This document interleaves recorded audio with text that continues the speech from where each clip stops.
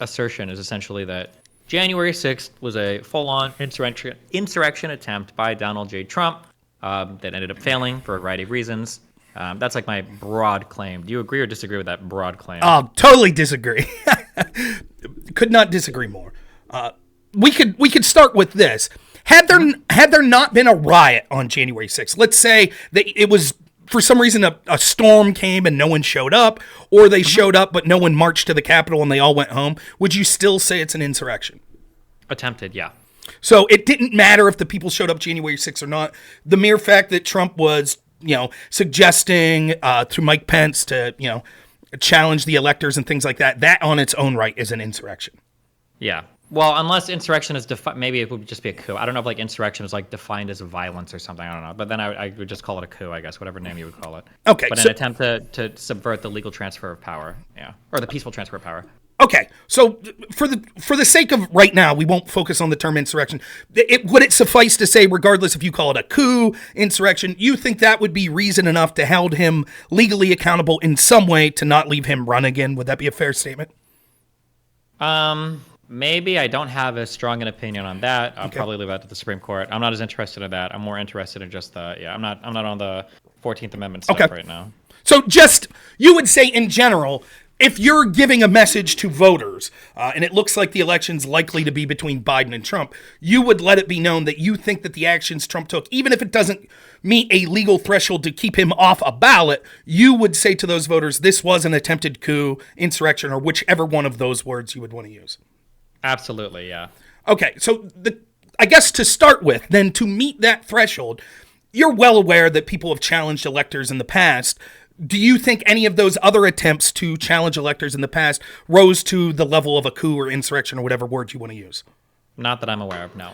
Okay, so what is it? So challenging electors is legitimate in your eyes. What was it specifically about what Trump did that took it over that threshold of the numerous times in the past when others have challenged electors? I think it was Donald Trump trying to use this Eastman legal theory that Pence could unilaterally toss certain types of electors in certain states to throw the election to the House or whatever is something unique that I've never heard of any other president doing in the history of the United States. Well, just now, let me be totally honest with you, just so you and your audience understands this. I do this as a hobby, so I don't have necessarily time to get deep dives into every single topic. I like to focus more on the FBI investigations into various groups, Trump group, Hillary group. So I will concede from the outset that I'm not the most well-read in a lot of this stuff. So in particular, exactly what this Eastman theory is, I'm unaware. However, as someone who's admitting my lack of in-depth knowledge of that, one of the things you said there would seem to challenge the idea that this was a coup or an insurrection, which was that there was a potential legal theory. And even if you disagree with that legal theory or think it would be ruled unconstitutional or abusive, how can we say someone engaged in a coup for attempting, at least on paper, what they're saying is a legal theory? I think that we can conceive of certain legal ways that we would still say that this is a coup. Just because even if there was a legal theory to support it, I don't think that by definition means that it's not a coup attempt. So can you explain to me, I know you're not a lawyer, I don't know how well read you are onto what this Eastman theory is, but can you explain it to me in a nutshell? Obviously, I'm not asking you to cite any cases or anything like that necessarily, but in a nutshell, what was his theory that he was trying to do with Eastman? Let me find it exactly. But my understanding was, before I Google this, my understanding was that Eastman, I think, was claiming that I think Pence could unilaterally toss the electors of 7 particular states, and that if Pence unilaterally tossed these electors, that it would make it so that there wasn't enough of a margin for the Electoral College. There was a majority for the Electoral College to vote for Trump. And that if that was the case, it could be tossed to the House. I think a House committee, and then because there were enough Republicans on the House committee, theoretically, you'd slam the gravel, I think you said, and Trump would remain president. Yeah, I could be wrong. This is from my way back in my debate years in college. I do think that it goes to the states, it goes to the House, and I believe the tie-breaking vote would be the Speaker of the House, if I'm not mistaken. It is how it works. So I think each House would. I could be wrong about this, but my understanding is that it goes to each state's House, and then they vote, and then that's like one vote for each state. And so if Trump would have got 26 states, which I believe he would have, correct? Then that would give him the presidency. Basically, because there were 26 Republican House delegates, and I think there were 24 Democrat ones, so they wouldn't even need the tiebreaker. Okay. You're right, exactly. Because we had this crazy debate argument back in policy debate that somehow it would get kicked to the House, and then it would be 25-25, and then I think it was Speaker Hastert at the time would cast it. It was a stupid game of debate in college, but I remember this, right? So the point I would make then is I don't understand, like, you would not dispute that the Constitution declares that it goes back to the problem's not that it would go back to the states. You say that's constitutional. That would be fine, correct? Yep. It's just the problem that he wanted Mike Pence to unilaterally do it. That's what you have the problem with? Yeah, they had 7 states picked out where they were going to claim that they were like dual slates of electors that were sent to the Senate, and that he could use this to just toss these completely. And then that would be, because there wouldn't be a majority in the EC, they could toss it back to the House, and then the House would basically declare Trump the winner of the presidency. Okay, so then I guess my issue then with your stance on, I actually don't have a big issue in this sense. If you're not suggesting some sort of legal remedy, like kicking him off the ballot, to me, it's not very important whether or not you or anyone else wants to say, technically, I think this was a coup, or technically, I think it was an insurrection. The problem I have is when it crosses into a legal threshold that would say, well, because of Section 3 of the 14th Amendment, then he's not allowed on a ballot. If you're not really advocating for that, then I guess my primary argument would be like, shit, I don't care. If you want to call that a coup, that's fine. I would say I wouldn't call it a definition of a coup or an insurrection or any other term similar, because using attempted legal theories, even if I find those theories egregious, wouldn't rise to the level of what I would normally consider a coup, which would be obvious illegal actions designed to entrench yourself in power or to remove the sitting legitimate case from power. And I don't Do you really think that the legality part is important for it to be a coup? Yes. Absolutely. Okay, here's a question then. Sure. Let's say Joe Biden, let's say that Joe Biden issues an executive order, and Joe Biden says, I declare by executive order that I shall remain president for the remainder of my life, and then when I die, that presidency is going to pass to my son. And let's say that this gets challenged in, I don't know, I guess obviously Congress or somebody would challenge this, it would go to the Supreme Court. Let's say that as it goes to the Supreme Court, let's say Joe Biden says, actually, I'm going to nominate 80 people that I think are going to rule in my favor. I'm going to nominate 80 judges to the Supreme Court. And let's say that the majority Senate is like, yeah, fuck it, let's do it. And then they approve those 80 new Supreme Court justices. And then the Supreme Court defends Joe Biden's executive action. It's like, not only, yeah, do we defend this? We think the president can act, let's say they rule very widely. The president can say whatever he wants to be executive order. At that point, would you say that that's a coup? Or since every single step of that was legal, would you say, oh no, well, that's not a coup. He followed the process the whole time. No, I would say that's a coup.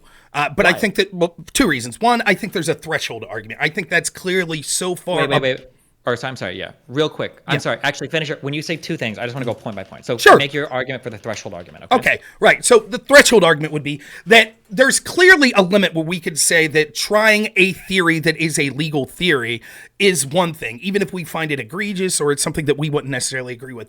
Having a system of things that are so out of bounds, obviously with the intent of the Constitution, that literally relies on one person, in this case the president, declaring himself like president for life, and then passing it through an executive order, and then having, which would be blatantly unconstitutional, but a bunch of judges and things like that going along with it, or Democrats going along with, that crosses a threshold that's different than challenging a legal theory that's been on par with a challenge that's been issued before. So there have been successful slates of alternate electors in the past. And just saying, well, this time having Mike Pence be the one to do it is what I find a coup. I think that is threshold clearly different than what you're suggesting. So you think that if we go by, let's just like ignore all of the particulars.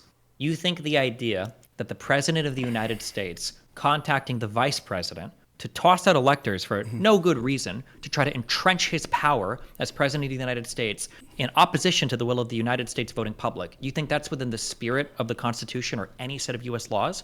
Well, the way you phrased it, not necessarily, because you added things like you said, no good reason. Says Correct. Who? Do you think that Trump had any good reason to think that the electors were falsified from the states?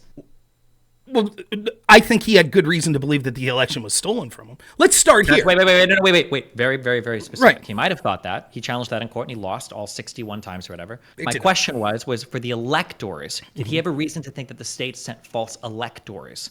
Well, no, my belief, correct me if I'm wrong, it's not that he legitimately thought the state sent false electors. That's never the argument or the legal challenge. It was that But that was the legal challenge. The legal challenge was to toss the electors, not challenge them in the states, but to toss the electors. Right, So he but thought that he lost in the courts, and now he wants to toss the electors. You think that's within the spirit But- of the U.S. Constitution and our laws? Now, maybe I'm misunderstanding you, but it sounds like you're asking two different questions here. The first question, it seemed to me, was, do I literally think that Donald Trump sitting in the Oval Office gets a list of, like, you know, a bunch of fake names or something? It's like, you know, John Big Dick and stuff like that. And he's like, I don't know. This could be the real electors. No, I don't believe that. I believe he knew which were the slate of electors that were point through the states and which were the slate of electors that were alternates. I believe he knew that difference. The question is, I'm saying that's not really what's at stake here. What's at stake is he legitimately thought that the election was stolen from him, that there was cheating. And so he suggested alternate slates of electors that would then kick it back to look at the actual things that occurred in these states, to have the states look at them. So in other words, let's say... Wait, okay, real quick. I understand Okay. what you're saying, Right. but that wasn't the plan, right? Okay. So just reading very quickly. So this was the Eastman scenario that was proposed from the Eastman memo. 1, VP Pence presiding over the joint session, or Senate Pro Tempore Grassley, as Pence recuses himself, so either him or Grassley, begins to open and count the ballots, starting with Alabama, without conceding that the procedures specified by the Electoral Count Act of going through the states alphabetically is required. 2, when he gets to Arizona, he announces that he has multiple slates of electors, and so is going to defer decision on that until finishing the other states. This would be the first break with the procedures set out in the act. So he's already admitting that they're breaking the ECA. 3, at the end, he announces that because of the ongoing disputes of the 7 states, there are no electors that can be deemed validly appointed in those states. That means that the total number of electors appointed, the language of the 12th Amendment, is 454. This reading of the 12th Amendment has also been advanced by Harvard Law professor Lawrence Tribe here. A majority of the electors appointed would therefore be 228. There are, at this point, 232 votes for Trump, 222 for Biden. Pence then gavels President Trump as reelected. Number 4, Howell's, of course, from the Democrats, who now claim, contrary to Tribe's prior position, that 270 is required. So Pence says, fine, pursuant to the 12th Amendment, no candidate has achieved the necessary majority. That sends the matter to the House, where the, quote, votes shall be taken by states, the representation from each state having 1 vote, end quote. Republicans currently control 26 of the state delegations. The bare majority needed to win that vote. President Trump is reelected here as well. There are 2 other points, but yeah, so the goal here was never to throw it back to the states to evaluate the integrity of their elections. The goal here was to use the Electoral Count Act and the process of counting the electoral votes to make Donald Trump the president. Let me ask you this. Those 2 other points, do any of those points mention the states verifying the vote tallies that they recorded?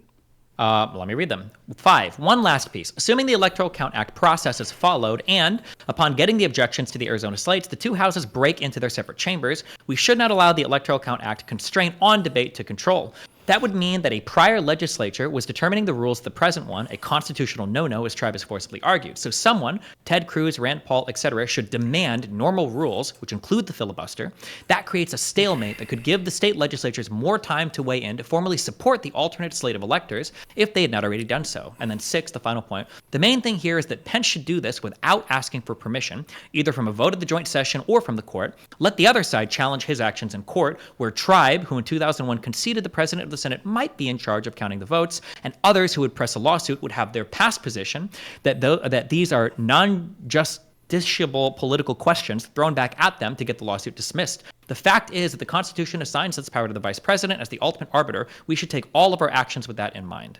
So Okay. no, I don't think any of this has anything to do with actually verifying the votes in the states. Okay, so quickly, so that we'll get to, so there's 2 things I wanted to focus on. The first is, right, what this seems to suggest is these alternate slates of electors, for example, the first state that it mentioned, I believe, was Arizona. These would be states that people in those states were claiming that they thought there were legitimate questions with the election that wasn't resolved. Now, you could disagree with that. You could say, well, the courts looked at it and determined that wasn't the case. That's not what happened. Most of these court decisions said that there was no standing. It didn't say we've looked at the facts of the case and determined that there was no fraud. Now, No, you that's might incorrect. I believe about 30 of these cases lost on evidentiary grounds. So Okay. when people say they were lost on standing, what they really mean is they didn't even make it to trial because prima facie, the Giuliani and his associates and his cronies couldn't even provide any evidence to even get it to court. They weren't all lost on standing. 30 of them were lost on evidentiary. Well, for example, let's take Arizona. There were questions of the Arizona Arizona audit that went for years after this. We're talking about Pence doing this on January 6th. So the election occurs in November. So we're talking like 3 months. So the idea that the courts legitimately saw all the evidence. Now you could say, but Rudy Giuliani made a bunch of shit up, and that could be true. Like, here's the truth. Let's see if you agree with it. This is difficult to do because I understand we both want to take this in different directions. Can I just ask you a couple of real quick rapid fire questions? If it's to do with election fraud, we can do that after if you want. Yeah, but right now, I'm just go looking at the attempted coup. Yes. So the question is this. Do you believe Trump legitimately thought that there was fraud? No. You don't? You think he made it up? Okay, well, we disagree on that fact, right? Do you think that I think my belief is that there was easily fraud, but there's fraud in every election. So the question is, did the fraud rise to the level? And clearly the impetus is on the people accusing. I won't disagree with you there, and I will tell you right now, I have not seen smoking gun evidence that there was fraud that would have changed the results of the election. But I also... wait, real quick, we can get to that. I just want to very quickly focus on, because I believe that this part alone, with literally nothing else mattering, arises to easily the level of a coup. The president thought that there was electoral, fraud or whatever. He has the ability to remedy that by challenging it to the courts. And if the president wants to certify the electoral votes or of the electoral college or whatever, he wants to do that certification of the process. He also, as dumb as I think it is, he has the right to do that as well, which they did. Mm-hmm. But this idea here of Pence unilaterally trying to abuse this process to throw out 7 states because of this alternate elector thing is, I don't know how this just isn't a coup attempt. It just literally is. Okay, so I'll just say real quick, I think that there was a reason for these states to say that things weren't resolved in places like Arizona, Georgia. There's still discussion going on in places like Georgia. But dispense with that for now, and let's go to the last part that you talked about. So your problem seems to be, look, it's all right to question. It's all right to say, was there fraud? Is it all right to bring lawsuits? But the problem that's outrageous here is Mike Pence unilaterally acting. That's okay. Because Arizona and all these other states, they went through and they certified their EC and their electoral votes, and then they But it seems like even in the memo here, and I assume this Eastman memo's from Trump's team, correct? That you're reading from? I think Eastman, because he was one of his lawyers and looked for crazy people to support his shit. Okay. Now, even he's suggesting what the remedy will end up being. It'll go to the courts. So the idea that this would just unilaterally be like, that they would just say, 26 states are red states, that means Trump's president, end of game. That's clearly not what have happened. What they were trying to do was they felt that they weren't given a fair opportunity to present all of this evidence in courts. You might say that's bullshit, but that was what they felt. And so they said, that's fine. Wait. I agree that you can have that feeling that you didn't get a fair day in court, you lost. That's fine. Mm-hmm. That's perfectly valid. You can have that. You can even say that. I feel like the courts fucked us. That's fine. Mm-hmm. But it's a step too far now when you're telling the vice president, well, listen, since I think we got fucked in court, let's throw out the election results and buy more time. How is that not a coup? Right, but what even their team said, the way you made it seem was like, well, that'll be it then. Then there's no remedy and Trump's president. We're not talking about, he could coup and extend his leadership by 6 months and it would still be a successful coup, right? Whether this would have lasted or survived the courts or whatever, who knows, whatever else, isn't really relevant. What happens later is not relevant at all. What the point was that he was trying to circumvent the EC process by having Pence unilaterally toss slates of electors and then use a thing that I think even he himself says, Eastman even says in here that it's probably not constitutional. But I mean, we see presidents do things all the time unilaterally that they don't know if they're constitutional or blatantly are saying aren't constitutional, right? Sure. And I'm trying to avoid, real quick, the whataboutism. I'm not doing what about it. I'm just saying these are the processes that occur a lot. And it's not just presidents. We've seen this with political parties. So the point I'm trying to make is... Can you give me an example in the last 20 or 30 years of a president trying to... For instance, if all presidents did this all the time, why didn't Gore just toss the votes for Bush or whatever after the huge election scandal or the big fighting over? What you misunderstand, I'm not saying it's just over elections. For example, Biden all but admitted he knew that his student loan decree, giving people student loan money back, wouldn't pass the courts. He knew it, but he did it anyways. Yeah, but that's not a coup. That's not. We're just talking about. Well, it would be unconstitutional. So the difference is, you would say that's still unconstitutional. It's just because it wasn't directly affecting who won an election, you don't consider it a coup. That's not even, I'm not going to go over every single thing that we might think is violative of the Constitution. That's like a... Okay, right, fair enough. But what I'm just saying is, it seems the people that are trying to make this argument and say that it's a coup and go even further than you, saying that there needs to be some legal remedy to keep Trump off the ballot or something. I think there should be a legal remedy. That's why I support the D.C. case against Trump. I think it should be held for the fraudulently trying to take the vote away from the American public, for sure. But that we can get to that part next. But I'm just saying right now, can we agree that this is obviously a coup attempt? No, I don't think it's obviously a coup for the reasons that. Let me ask you this question: What if we would find out tomorrow? What if Raffensperger comes out in Georgia and says, "Actually, Trump did win Georgia. We fucked up." Then what? Is it still a coup? No. You would go back and you would redo that process, but whether he does or doesn't change the fact that Donald Trump is trying to use the vice president to toss out EC votes. Well, I understand that, right? But the tossing out of the votes would cause a sort of Supreme Court to intervene or courts to intervene, which would then have action. Isn't it true? And I'm going to leave you look this up because I'm sort of talking out my ass here. As I've already admitted, I'm not the biggest scholar into these things. Did they not change the law afterwards to ensure that the vice president can't do this? I think they clarified the language essentially, yeah. Okay, well, the fact that it required a clarification and there was a legal argument that this would have been in Pence's authority would seem to suggest to me that this isn't a coup. No, it wouldn't. I totally disagree. That's fine, but you literally earlier just said that if you were to load the courts and try to secure power that way, you would consider that to be a coup, even though there's expressly nothing about like having more Supreme Court justices in the Supreme Court, right? I'm not crazy, right? I'm pretty sure we've changed the number of Supreme Court justices over time. So there would be even more precedents for Biden packing the court than there would be for whatever this is, which has never been attempted in all of U.S. history. But that's true, but that wasn't your scenario. It wasn't just adding people to the court. It was basically executive order declaring himself president for life, then packing the court to ensure that happens. That clearly crosses a threshold that is obviously different than even just adding members to the court or trying to use a legal process. I agree with you that would be a clear crossing of the threshold, but every single part of that would be legal. I'm not even sure if you could make a law to make that illegal. Could you? What do you mean? Make a law to make what illegal? The packing of the court and declaring yourself president for life? Yeah. I mean, I think that clearly, but again, I'm no constitutional scholar. I think that clearly the Constitution gives remedies for, and the amendments thereafter, for what a presidential term's allowed to be and what sort of the processes are to sort of change the way we vote and things like that.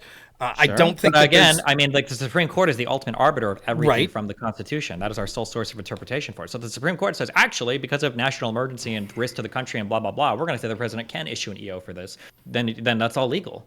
You could say it's legal, but I would still consider it a coup. And I think that the threshold of it is far worse than what Trump did here, clearly. Asking the vice president to toss the election results? I don't understand how we can't say that this is just so obviously a coup attempt. The president is, like, if Biden were to do this, I think you would call this a coup. If Biden told Kamala Harris, hey, listen, we're just going to not certify the results of like 7 states and then throw it back to the House and have like an advantage, if we had an advantage there and do it, I think you would call this a coup. No, not if they ended up, the result was it went to courts and we saw the evidence that if there was no cheating, then the results would go back to the person that won. And I think that's... Do you think that right now this is only a coup if it turns out that all of Arizona and Georgia is infinitely investigated and it turns out that there is no issue? But if it turns out that there were problems, then this coup attempt is okay because he couped righteously and he ended up being correct, even though he's no reason. I'm not calling it a coup. I think it would rise to the level of a coup if they did this, and then the courts intervened, as is predicted apparently by this Eastman memo. The courts intervened, looked at it, and said, look, we've looked at it. We see no evidence of fraud. We declare that Joe Biden is the legitimate winner. And then Trump still said, no, I'm not leaving. That's a coup. I don't believe, none of the court or Supreme Court challenging anything has to do with the merits of the actual election itself. It's literally just over this electoral college process.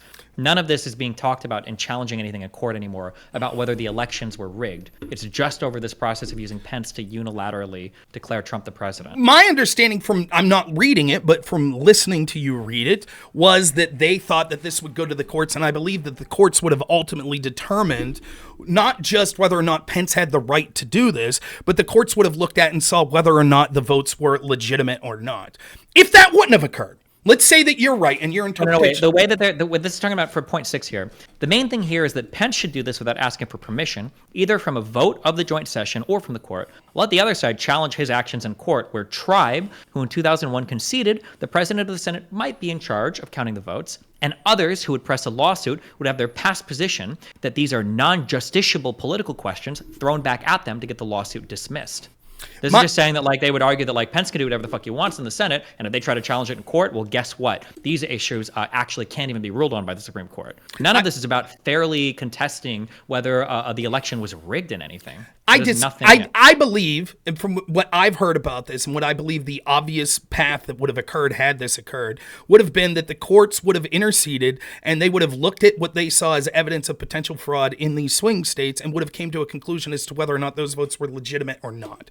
I believe that's how it would have played out. And you can say that, but none of this theory has anything to do with that. Because if that were true, you wouldn't have Vice Pence throwing out electoral college votes. You would just continue your challenges in court. But the challenges in court weren't being heard. They weren't being heard. Again, 30 of them lost on the merits. And if they weren't being heard, why? If you didn't have standing and they weren't being heard, why would delaying the election change that? Because the argument is because it would then force the reason. The idea, and let me just say this, just to sort of let you know where I understand. I'm actually against Mike Pence ever taking this action. I'm glad that he didn't. Even if I think there were serious things that potential fraud that occurred, I don't think that we should have left it up to Mike Pence. I think you're absolutely right in saying I would have been hypocritical if in 2016, then Vice President Biden said, we think Russia interfered. We don't think these votes are legit, so we're not going to hand over power yet. I would have said it was outrageous. I wouldn't have said it was a coup unless they ultimately stayed in power. But I would have you're absolutely right. I would have been going fucking livid. I would have been on stream every day saying this is fucking outrageous, right? Like Trump legitimately won. So I understand that point of it. The question is, does it rise to the level of a coup? And I think the fact that there are potential legal theories that say that they were legally allowed to do these things says to me that it doesn't rise to the level of a coup. I think that what would have happened... To be clear, real quick, there is no legal theory truly that would allow this to happen. Like all of this is talking about circumventing ordinary process.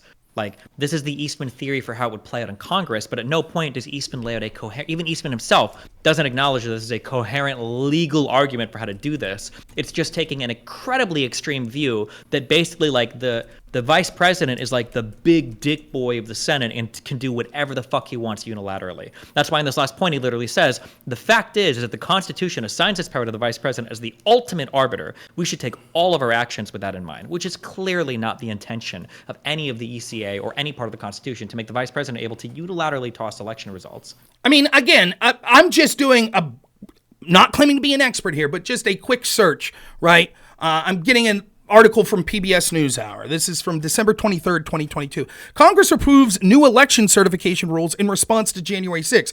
Congress on Friday gave final passage to an election, blah, blah, blah. It was bipartisan. Biden held the provisions, including in the bill, a statement calling it critical bipartisan action that will help ensure the will of the people is preserved. It's the most significant legislative response yet to Trump's aggressive efforts to upend the popular vote, and a step that's been urged by the House Select Committee. The provisions amending the 1887 law, which have long been criticized as poorly and confusingly written, won bipartisan support and would make it harder for future presidential losers to prevent the ascension of their foes. So to me, it doesn't seem like the law is as clear as you're leading on, that it was like, clearly this is something that they had the fact that they're... Hold on, wait. We're so lost in the weeds right now. Hold on. Okay. I agree with you that the wording was vague and weird and dumb, like some of our old laws are. But in terms of like spirit of the law, it is incredibly clear and obvious that the vice president should not be allowed to unilaterally toss electors from states for the president. That is so unbelievably clear that the vice president should not be able to do that. I would have to read the 1887 law. We could do that if you want. But again, I think that it is not beyond the pale to say that there is a legitimate legal criticism that this was an action that could potentially take place, right? I said I'd grant you, even if it was an action that could take place, it is clearly in the spirit of our democracy a coup. It would be against the stated procedure of the states voting for a president, electors being sent to the Senate, and then them being certified. It would be clearly against the spirit of the United States Constitution to allow the president to tell the vice president that he didn't like the election results and to throw them out. That would clearly be against, So just to be clear, if a state decided that they were going to unilaterally usurp the will of the state and say, we're going to have an alternate slate of electors, but it never went through the president telling the vice president to accept those, you would say that's not a coup by the members of that particular state that put forth the alternate electors? If they had a legitimate reason for doing so, then I would say that that they apparently have that right afforded to them. But I don't believe that the spirit of any of these processes are just, you can toss the electors if you don't like the results of the election. Well, but therein's the rub, right? Legitimate reason, right? That's says who? Says the courts. Oh, so then your interpretation. So then you would have to leave the courts decide then whether or not it's legitimate or not. So then presumably you're saying if there were an alternate slate of electors, the process that would likely incur would be that the courts would look at it and see if there was a legitimate reason. How would they determine if there was a legitimate reason? I don't know, analysis of the law? Or what are you talking about, legitimate reason for rigged election or legitimate reason for them to simply toss the votes? Let's say 2020. My understanding right now, by the way, is that I'm pretty sure, I think there are states that don't have faithless elector laws, meaning you could literally send your electors to the House or the Senate, or I don't know, wherever the fuck they go to certify their vote for the president or whatever, where they could just vote in discordance with what their population voted for. I don't know which states have faithless elector laws, but I would say that would be a coup attempt as well. If you just go to Congress, you're I'm just going to vote in total opposition to my population. Fuck it, because we don't have a law for it. I would say that's an attempted coup if you're trying to do something that is clearly circumventing the process, the obvious process of how it's supposed to go. Right, but what you just said before that, right, now you're sort of switching the scenario, which is well, clearly if they just know they're full of shit and for no reason to fuck it, we don't like that guy, right? I get it, we're not talking about that. You said it wouldn't be considered a coup, and forget about the faithless elector state. Let's just say an average state that has the laws that we understand, that says that whoever the will of the people vote for, that's who the electors are then thusly determined to be forced to put forth. If a state, let's say 2024 election, let's just take a state like Washington, how about Oregon? We'll take the state of Oregon, right? And let's say the state of Oregon votes for the Republican candidate and it's a Democrat-controlled state, and they're fuck that. We think that there was all sorts of shenanigans, tampering with the voting machines and shit, so we're going to put forth different electors that are Democrat electors. You say, well, to determine whether or not that would be a coup by that state or the officials in that state, it would require to say that whether or not there was legitimate reason for them to change those electors. And no, you said, I would disagree. I would call that a coup or improper or whatever. So that's happened. So then every time there's been I don't think you can transmit different electors just because you're not happy with how the election are. Even if you have proof, the way to remedy that is through the courts. And if you lose in court, then you just have to go along with the process. Because if you don't get the answer you like in court, well then what, Rob? Do we just let people determine well, I think the court is lying and I think I'm right, so I'm going to transmit totally different electors? Is that the system that you want? Not necessarily, but the point is it's been done. Not necessarily. Would you want that? Wait, I'm sorry. Okay, you said that it's been done before. Correct. When? So I'll look it up here, but you are aware that alternate electors have been used before, and you just gave the rationale that each time it would be a coup. Or tampering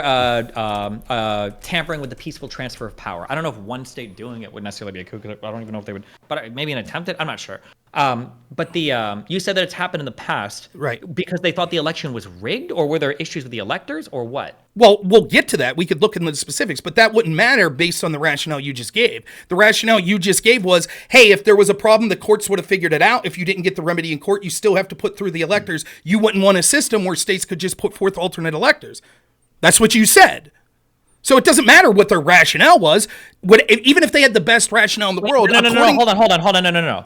There could be good rationale. For instance, if they felt like when the electors had transmitted their stuff, that somebody tampered with what the electors mailed in or something, right? So they're well, hold on, we think that this elector vote was compromised or something had gone wrong here. But the issue with the election itself, that's done and passed. That's not the time where the electors are supposed to be transmitting the results. If you want to challenge the results of the election, you do that through the courts or through your electoral system or whatever. But once you've done that, then you have to transmit the electors as your state voted. So just to be clear, you're saying that right now the only example you've given for where alternate electors would be legitimate and wouldn't be considered a coup would be if literally there's a potential problem like, the Pony Express or the Telegraph. With the actual that would be my understanding. Okay, yes. I don't think that's ever occurred.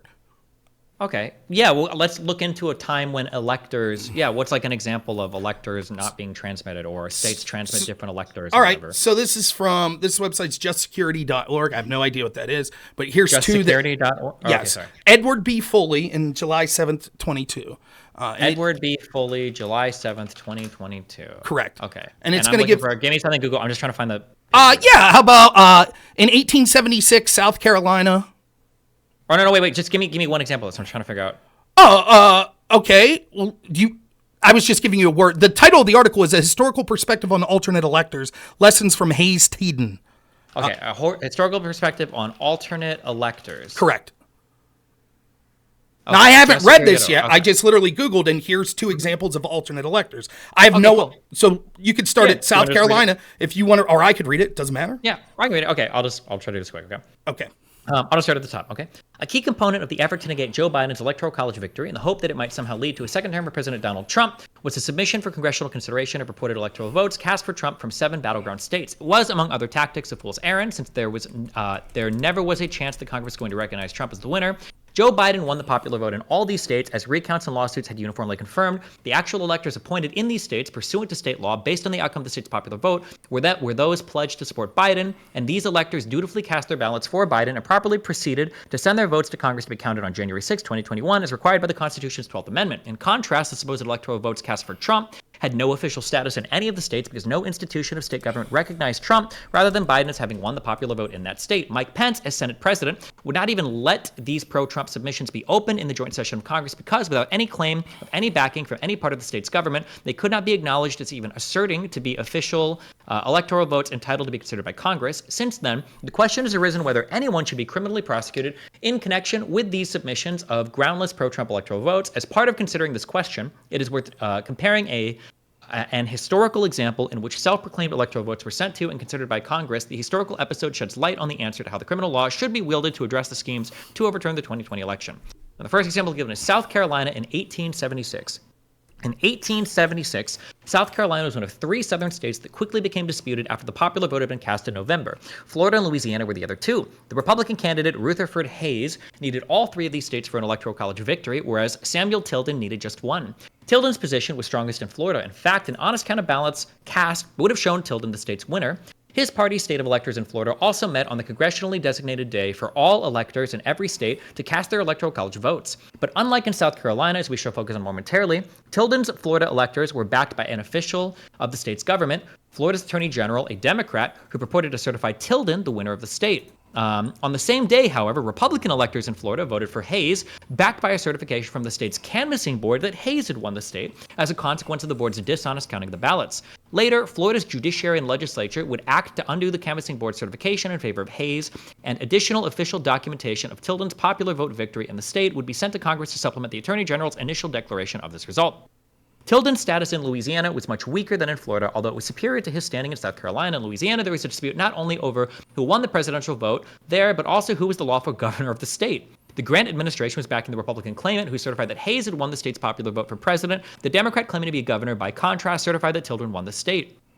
In South Carolina, by contrast, there was no one with any colorable claim of official authority in any position or in a position to certify Tilden the winner. Still, Democrats there were claiming that they had won. Their main argument was the state lacked a voter registration law, even though the state's constitution required one. Unlike in Florida, Tilden supporters could not reasonably claim that more of the popular votes actually cast in the state were for him rather than Hayes. Nonetheless, Tilden's electors met and voted for him on the congressional designated day for electoral college balloting. They submitted their spurious electoral votes to the Senate President pursuant to the 12th Amendment, as though they, rather than the Hayes electors, were entitled to cast the state's official electoral college votes. And their submission, which was labeled in the joint session of Congress held to receive the votes in the 1876 election as certificate number 2 from the state, certificate number 1 being the one submitted in favor of Hayes, the Tilden electors declared themselves as being electors duly and legally appointed by and for the state of South Carolina, as will hereinafter appear. They acknowledged that their submission was not signed by the governor and that the seal of the state as affixed thereto as required by law is not attached. They continued in absence. Its absence is explained by the following statement. They then proceeded to recount the grounds on which they thought themselves, rather than the Hayes electors entitled to be considered the true electors for the state. Okay. So before we go further into this, it sounds like the confusion here had to do with the fact that, like, at least for this state and for the others, there's confusion over like who even has the authority to transmit electors. My understanding is that in the 7 battleground states, I don't think any of these confusions existed, right?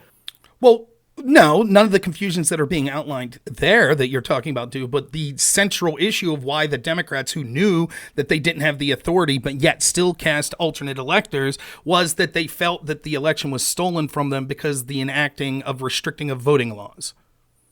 Sure, but I mean, like, we've got 2 huge points here. One is that it does seem like there might be maybe some, I don't know like how secure the elections or whatever at this point, but it seems like who has the authority to transmit these things, I guess in this state where people are saying there wasn't even a valid governor or whatever, didn't even exist at the time.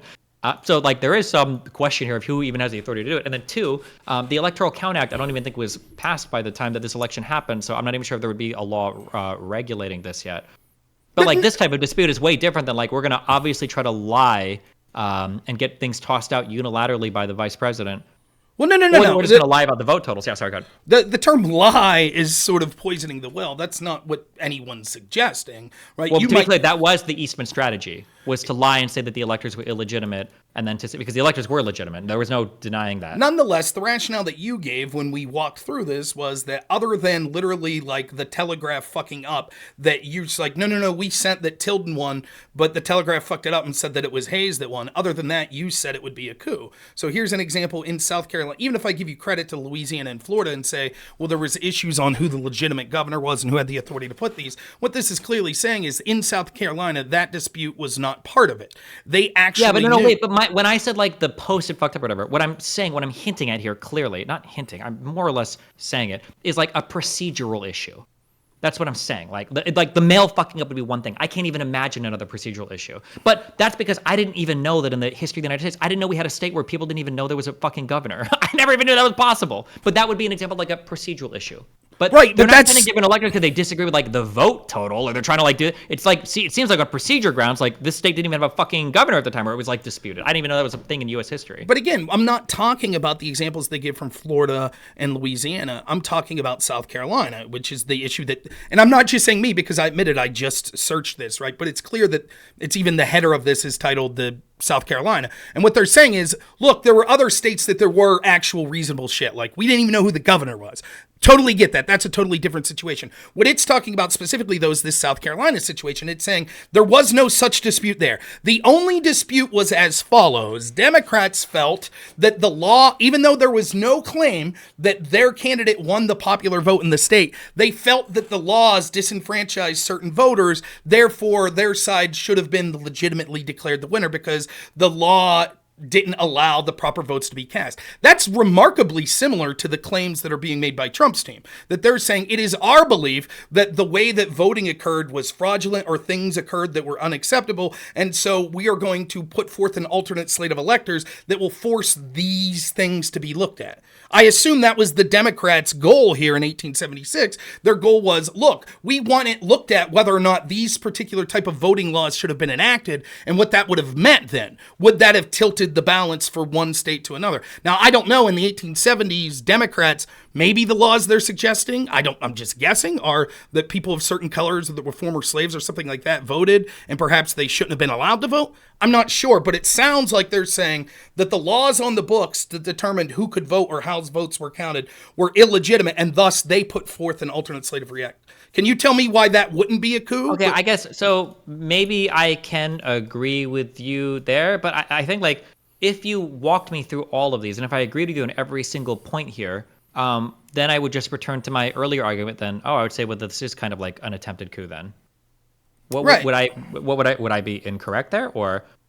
Well, no, I think... Let's say that I agree at every point that, like, okay, well, they knew that they shouldn't have done this. They knew that they were lying the whole time. They knew that they were submitting false electors, and they knew they didn't have the authority to do this. Then I would say, you're basically breaking as many norms or rules as you possibly can to entrench your party's leadership for as long as possible. I would say that that's essentially like a coup. You're preventing the peaceful transfer of power. Okay, well then the question would be, why were those coups that occurred, and these aren't the only examples, I haven't read in depth, but I know in 1960 in Hawaii there was an alternate slate of electors. In addition to that, when Trump won in 2016, there were Democrats that still are serving in Congress that suggested alternate slates of electors or not certifying the election. The question then becomes, why was the remedy for all of those people not to criminally charge those that were deemed alternate electors, not to boot out of office or criminally charge the people that were in office that suggested or attempted to do those alternate slate of electors? According to you, these would all be coups. Wait, hold on. I don't know why, but you can't seriously purport that since somebody wasn't charged, we couldn't consider this like a coup attempt. Well, I can when it comes to why this matters, right? Because the reason that this would matter to me is the obvious double standard. That when this occurred over and over again in the past, I don't really give a shit what you, a prominent streamer Destiny, calls something. I don't give a shit. What I care about is what our legal system does in response to it. And when did people at the time think this was an attempted coup? Were people at the time incredibly irritated?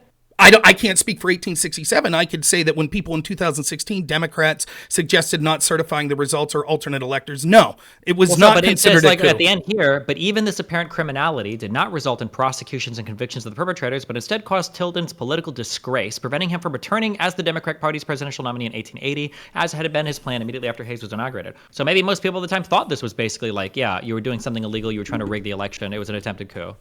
That's fine. Then the remedy should be the same. The Republican Party could say that Trump is a disgrace and not nominate him. That's different than criminally charging him, criminally charging the people that were deemed alternate electors, and then unilaterally. We haven't even gotten to the criminal charging part yet. And also what's happened here is not as severe as what happened in what Trump attempted, I don't think, because Trump is working in contravention of an actual law, and here they were definitely violating the spirit of the Constitution, but the Electoral Commission, Congress literally created the Electoral Commission to settle this exact dispute. Well, fair enough. But the question, so you could say then the legal ramifications this time would be differently. But how do you handle then, I'm just saying that you would have to, by your own logic, consider these coups. And then how would you consider the time it was used, like in 1960 in Hawaii? That's clearly after the 1887 law. Or we can look at 1960. Well, we don't have to go over. We can just do, so 1960 Hawaii, 1960 Hawaii, multiple electors.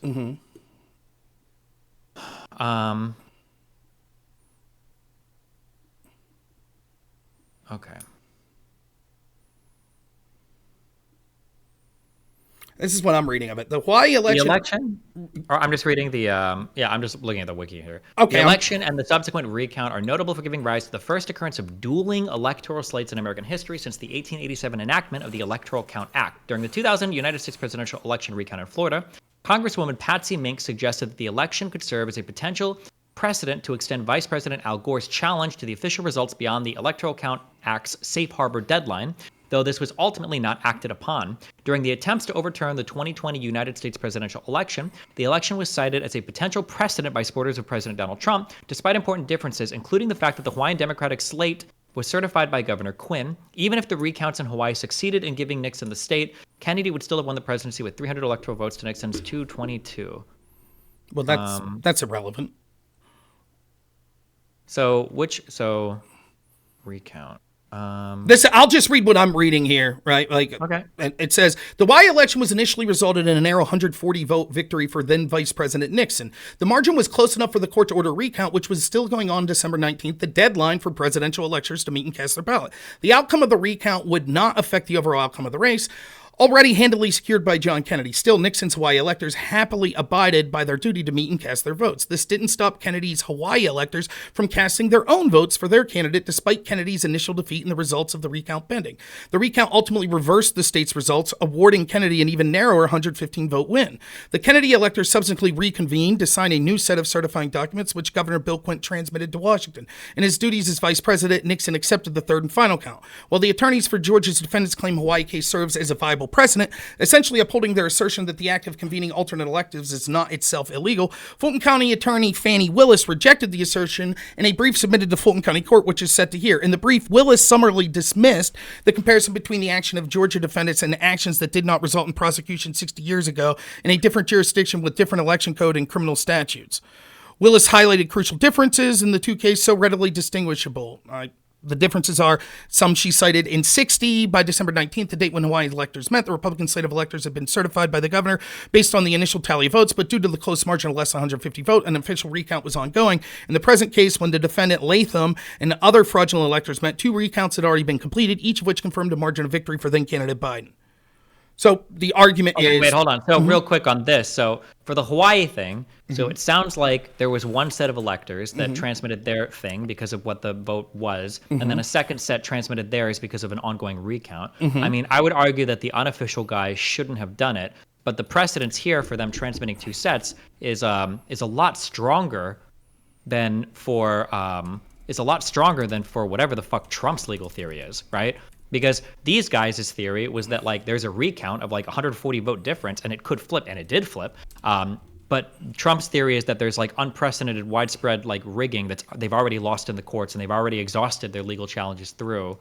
So what I don't understand like how these things are even comparable. I would say here they shouldn't have transmitted the second set. I think that was inappropriate, but definitely not comparable to Trump asking Pence to unilaterally throw in, or to a state. I'm sorry, you're not making that comparison. Or to a state just deciding to have a second set of electors who don't like the results of the first election.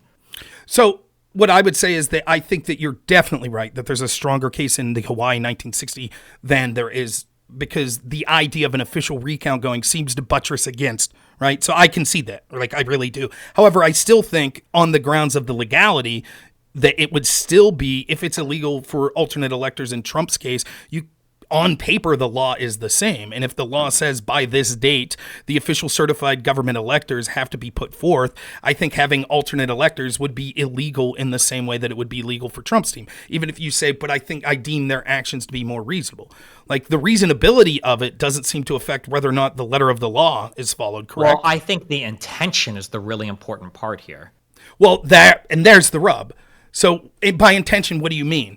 So the intention the intention of the electors, like they can see that there's a recount. That's all the recounts for the presidential election were done before Pence and the certification ever happened. For here, the recount is still ongoing. Like I said, I don't think the second set of electors should have been transmitted. I don't know if there's ever been a case where the recount was ongoing, like when the votes needed to be counted, or if this is like a one-off thing. Because this was saying that the recount was still ongoing on December 19th, the day specified in U.S. law for the casting of votes by the members of the Electoral College. Yeah, I mean, like clearly they shouldn't be transmitting, but like this is like a coin toss after the recount for who's actually going to win. But again, yeah, and also right after the recount was done, apparently the governor shipped the letter to the fucking Congress and literally said, "Hey, like go ahead and toss the other one. Like we finished the recount. Like here's the actual thing." So again, what I'll say, though, is that by the letter of the law, they shouldn't be allowed to do this. And if you say, but the intent matters, fair enough. But then to me, it comes to... Well, but hold on. But real quick, by the letter of the law, they were supposed to have their recount done by December 19th, but they hadn't. So what do you do past this point? Do they just don't get any electoral college votes, or? I would say that you're not allowed to have an alternate slate of electors. You could have had some sort of remediation where you go to the governor and go to the courts in Hawaii and say, like, look, the governor can't sign off on the official slate of electors until this official recount's done. I don't think that you, as an elector, get to unilaterally be like, fuck all that. We're going to cast our slate of alternate electors. That seems to not go to the courts. That seems to be subverting the court and taking unilateral action, correct? Sure. Yeah, so this would probably be inappropriate, I guess. Right. Yeah. But I mean, like, the goal here is not to flip an election. I don't think anybody here is necessarily acting in bad faith to work in contravention to the will of the Hawaiian people, right? Because again, this is 114 or 141 vote victory, so the recount is on either side here. Also, what you're describing, I think, is basically what happened in 2000, right? Wasn't there an actual stalling of the Florida shit because they were trying to recount? I believe that's true. I off the top of my head, I can't. But yeah. But again, right, it's the idea of taking, when you say intent, I understand what you really mean. It's maybe not the word intent. It's not the best to sum it up. What you really mean is their case is far stronger of saying like, wait. It's not just our fucking shoddy belief that something shady happened. We literally have an official recount going. So that when you say intent, because intent, I think that you're just fundamentally wrong that Trump and others didn't legitimately believe the election was stolen. Not only do here's a quick question on that, and then we can move to this immediately if you want. Okay. Here's a quick question. Let's say that if you could put a probe into Donald Trump and everybody else's mind, and they knew that there was no election fraud, would you say then, okay, well, this was an attempted coup? If he is asking him to toss these things and he knows that there's not election fraud. If Donald Trump, like if somehow we had some sort of alien technology that we could literally 100% see that Donald Trump knew, yeah, I know I lost, I know there was no fraud, and he still did this, would that be a coup? Yeah. Yeah. Okay. Then I think that if Trump intentionally is seeking ways to subvert what he knows were the legitimate results in an attempt to vainly stay in power, I think, yes, I would consider that my definition of a coup. I do not think that's remotely what happened. I think not only did Donald Trump believe in 2020 that the election was stolen from him, I think he believes it to this day. I think he absolutely 100% believes it. Sure. So then can we go through, like, what are any pieces of evidence whatsoever that you would have that shows that Donald Trump legitimately thinks that he's lost the election? Or, I'm sorry, legitimately thinks that the election was rigged and he shouldn't have lost the election. Can I do one more quick thing on the previous subject and then I'm happy? Like, so those were results we have. There are other times that alternate electors were used, but famously in 2016, we had several Democrat electors that signed on against the rules to be alternate electors, basically to subvert Donald Trump. Would you admit that those Democrat electors engaged in a coup and should be prosecuted? Wait, say that one more time. We had in 2016, for example, I'm looking at a Politico article. Democrat presidential electors revolt against Trump. At least half a dozen Democrat electors have signed on to an attempt to block Donald Trump from winning the Electoral College majority. An effort designed not only to deny Trump the presidency, but also to undermine the legitimacy of the institution. The presidential electors, mostly former Bernie Sanders supporters who hail from Washington State and Colorado, are now lobbying their Republican counterparts in other states to reject their oaths and, in some cases, state law, to vote against Trump when the Electoral College meets on December 19th. Even the most optimistic among Democrat electors acknowledges they're unlikely to persuade the necessary 37 Republican electors to reject Trump, the number they'd likely to need to deny the presidency. And even if they do, Republican House will simply elect Trump anyways. But the Democrat electors are convinced, even in defeat, their efforts would erode confidence in the Electoral College and fuel efforts to eliminate it. Ending the body's 228-year run is the only official constitutional process for electing the president. Would you admit that that was a coup by those people and they should have been criminally charged? I don't know if is it even like illegal to coup? I don't even know what the fuck if that's like an illegal thing. Well, I mean, in terms of like U.S. code, what are like, they charging Trump with? They're not charging him with coup. I believe they're charging Trump. His charge is committing fraud against the American public with respect to their vote. Okay. I can check. Well, that January 6th, D.C. indictment Trump. That would seem. I believe it. Do you mind if I grab a drink real quick? It'll just be 10 seconds. I'll be right back. Yeah, go for it. All right.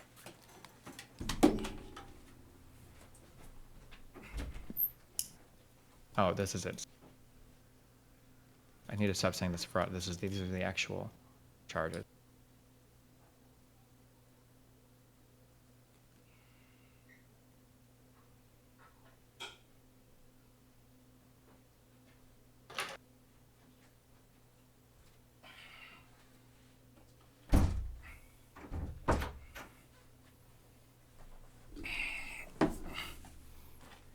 Okay. Sorry about that. I'm back. You there? Yeah, okay. So just to be clear, the charges against Trump are conspiracy to defraud the United States, conspiracy to obstruct an official proceeding, conspiracy of an attempt to obstruct an official proceeding, and conspiracy against rights. Those are what he's being charged with. Okay, so skip the two in the center. That's just obstruction of justice. So conspiracy against rights and conspiracy to defraud basically the electors, people of the United States. I guess basically, yeah. I mean, without delving too deeply in the law, it seems like intentionally subverting the will of the voters because you're pissed about the Electoral College system would meet that criteria.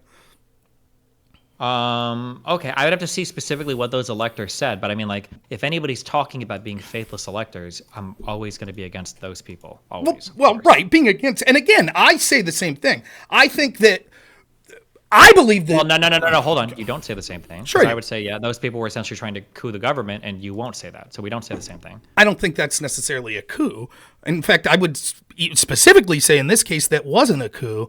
Well, I don't know if my argument holds up that I was going to say there, because even if they would have went through with it, it still would have resulted in Trump being president, because it would have went to the states and the states would. So in that case, it was clearly that they didn't believe that this would legitimately keep Trump out of office.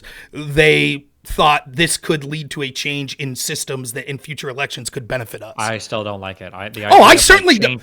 Not voting along with what you're probably supposed to. Like, I think faithless electors are, I don't know if I call it coup, but whatever the fuck, like, this subverting of the process of voting, I think is some of the worst things you can do. Whatever it is. Let me be clear. I completely agree that what Trump asked Pence to do was the wrong thing. I think Trump was right in that there were significant questions about the election that needed to resolve that still haven't been resolved in many cases. But I think he was wrong in his attempt to do it. The problem with Donald Trump is that he identified correctly that there was a swamp and that there were people that were corrupted. I could talk at great length about these institutions that were corrupt.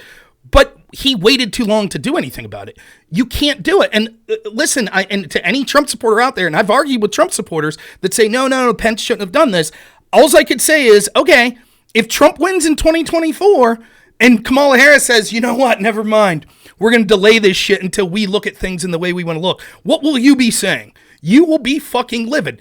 That doesn't mean that it rises to the level of like criminal conspiracy or keeping people off of. I don't think it would.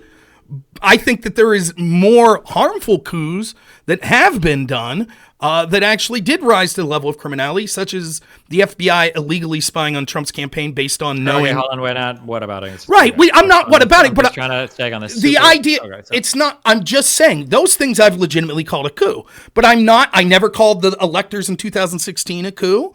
I didn't, right? Like, I didn't say that the people that did that were engaged in a coup. And even if I did use that language, the important part is I never called for them to be arrested, right? Who gives a fuck what word I use? Okay, gotcha. Okay, all this is ejecting this. Don't care. Okay, so what do we think for Trump intentionally? Or I'm sorry, why do we believe that Trump knew or had good reason to believe that the elections had been rigged against him?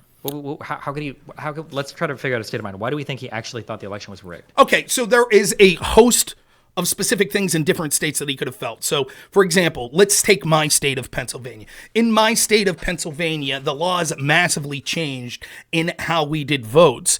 And there were all sorts of questions. For example, one of the changes had to do with whether or not your signature on your voter registration had to match your mail-in ballot signature. And there was going to be obvious legal questions that were brought about this to the Pennsylvania Supreme Court. So on election night, I'm covering the election with journalists in Pennsylvania, and the people in the different districts were instructed to keep separate piles of ballots for the ballots that would be, ones that the signatures didn't verify, ones that were received after the deadline, and things like that. And most of those just got mixed together. And the courts were like, well, we can't really decide, right? And so, for example, in Pennsylvania, there was a court decision, I don't know if it's been overruled or if it's still going to be heard, that said it was against the Pennsylvania state constitution to allow mail-in voting the way it happened. That court decision was won, that the way that the 2020 election was proffered was illegal, was against the United States Constitution. So okay, that hold is... on. Can we walk through, we're going to walk through these. Sure. Can we find the Pennsylvania decision? Pennsylvania court decision, Trump president...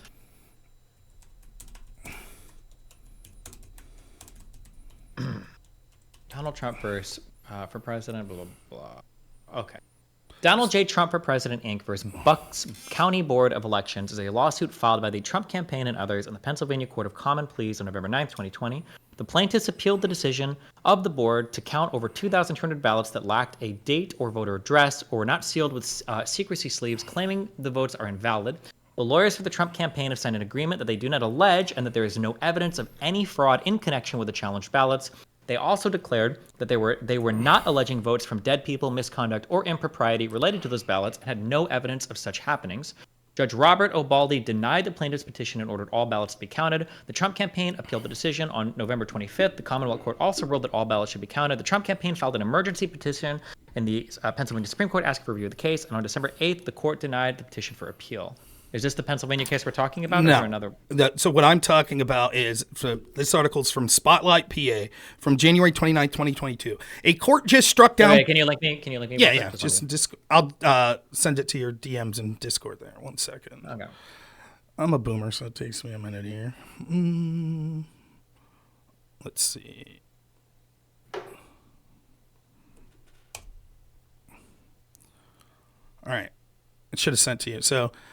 Court just struck down Pennsylvania's mail voting law. Here's what you need to know. This is Spotlight, PA, January 29th, 2022.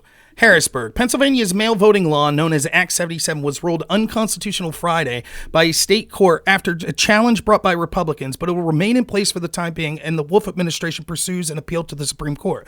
Here's what you need to know about the decision. So this was in January of 2022. So there were legitimate questions about the legality of the way that the voting changes occurred in Pennsylvania. So much so that the idea that this was all resolved by January 6, 2020 is laughable, seeing as how when it was finally had its day in court, it actually was ruled to be illegal. Now, full disclosure, I believe in August of that same year, the Supreme Court overruled this court decision. But the idea that this was resolved is nonsensical. It wasn't. There were legitimate questions, so much so that at least a lower court initially ruled that, yes, these votes shouldn't have counted. And clearly, if those mail-in votes don't count in Pennsylvania, Trump wins Pennsylvania going away. The Constitution currently states that voters have to cast ballots at a polling place within their district. Absentee ballots can be cast by voters who are unable to appear in person because of business or occupation, or given that it has been necessary in the past to amend the Constitution to specifically state who can vote absentee. 3 judges found no excuse mail-in voting would also require an amendment.